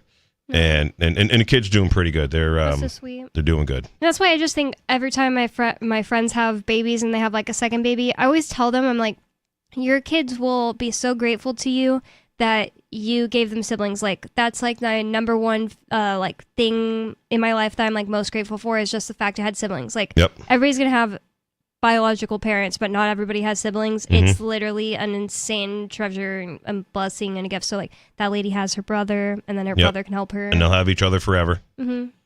Yeah, I feel the same way about my brothers and sister. You know, but my family, you know, my parents got divorced, and so I'm the oldest of 6, but I have one full brother and I have 3 half brothers and a half sister. You know, by DNA, Mhm. but they're all like, you know, full blood to me. Me and my Yeah. brothers on my dad's side are very, very close. My little brother and sister grew up, you know, Colorado, so they didn't really grow up with me around. I was there, you know, for 6 weeks, you know, a year, Mhm. basically. But we you know, we got a definitely good family connection all the way around. And and then I got nieces and nephews, which is pretty awesome. I might get some other nieces and nephews, you know, pretty soon here, which would be great. And then, you know, the cousins, they all hang out with each other, and they build these bonds, and they build this fellowship. And when you have these big families where there's like tons of cousins, and you know, my dad was one of 4, my mom was one of 3, my grandmother was, you know, one of on my dad's. So my grandfather on my dad's side was one of 8. My grandmother on my dad's side was, well, I believe, one of 3. But we would go to like these family gatherings, and you know, I got like, you know, 85, 90 cousins or something, between like first and second cousins and third cousins or whatever. And it was pretty cool just to have like, you know, all these people that, you know, I'm genetically tied to. Mhm. And also that builds your confidence when you got sort of a big family. And That is so true. Like, just having sisters that I could like I'm in high school or something, and like say somebody's being annoying to me, just in the back of my head being like, me and my sister are going to talk about this later, and we're going to be able to like be like, yeah, she was in the wrong because of this. It seems weird, but it's definitely like a confidence building thing. Like, I always wondered how much it must suck for only kids. Yep. They got to figure this all out themselves. And the other thing too is, so when you got like a big family, you got multiple brothers and sisters, multiple cousins, aunts, uncles, you know, all different generations, ages, whatever, different characters, different characteristics. Some of them are like, you know, different ethnicities even, or, you know, different religions. And then you stack on another community, such as a fraternity or a church, or like the Free State Project, which is like another whole family for like my family. Yeah. So like one thing I was so blessed with the scamdemic of 2020, my daughter was born in February of 2020. Oh yeah. So my 5-year-old daughter, we were in the hardware store a couple weeks ago, and there's this young girl comes over, and she's talking to my daughter for a little while and says, "Wow, your daughter speaks so good for 5 years old." I'm like, "Yeah, that's because we're Free Staters. We didn't hang out with maskers." Yeah, and just like, or not Yep. hang out with anyone for years or something like that. Like, you were terrified she'd get sick. Well, it's been Free Talk Live. You can go to freetalklive.com and jnoon.com. That's right. For more of us, thanks for listening, and peace. Oh, plus apparently getting divorced is expensive now too. Another reason to not do that. Thanks for listening. Peace. Cash Crunch? There's an app for that. I'm Holland Cook with Inflation Hacks. You can earn cash back using the Upside app for gas, groceries, and at participating restaurants. Open a free account and then claim offer at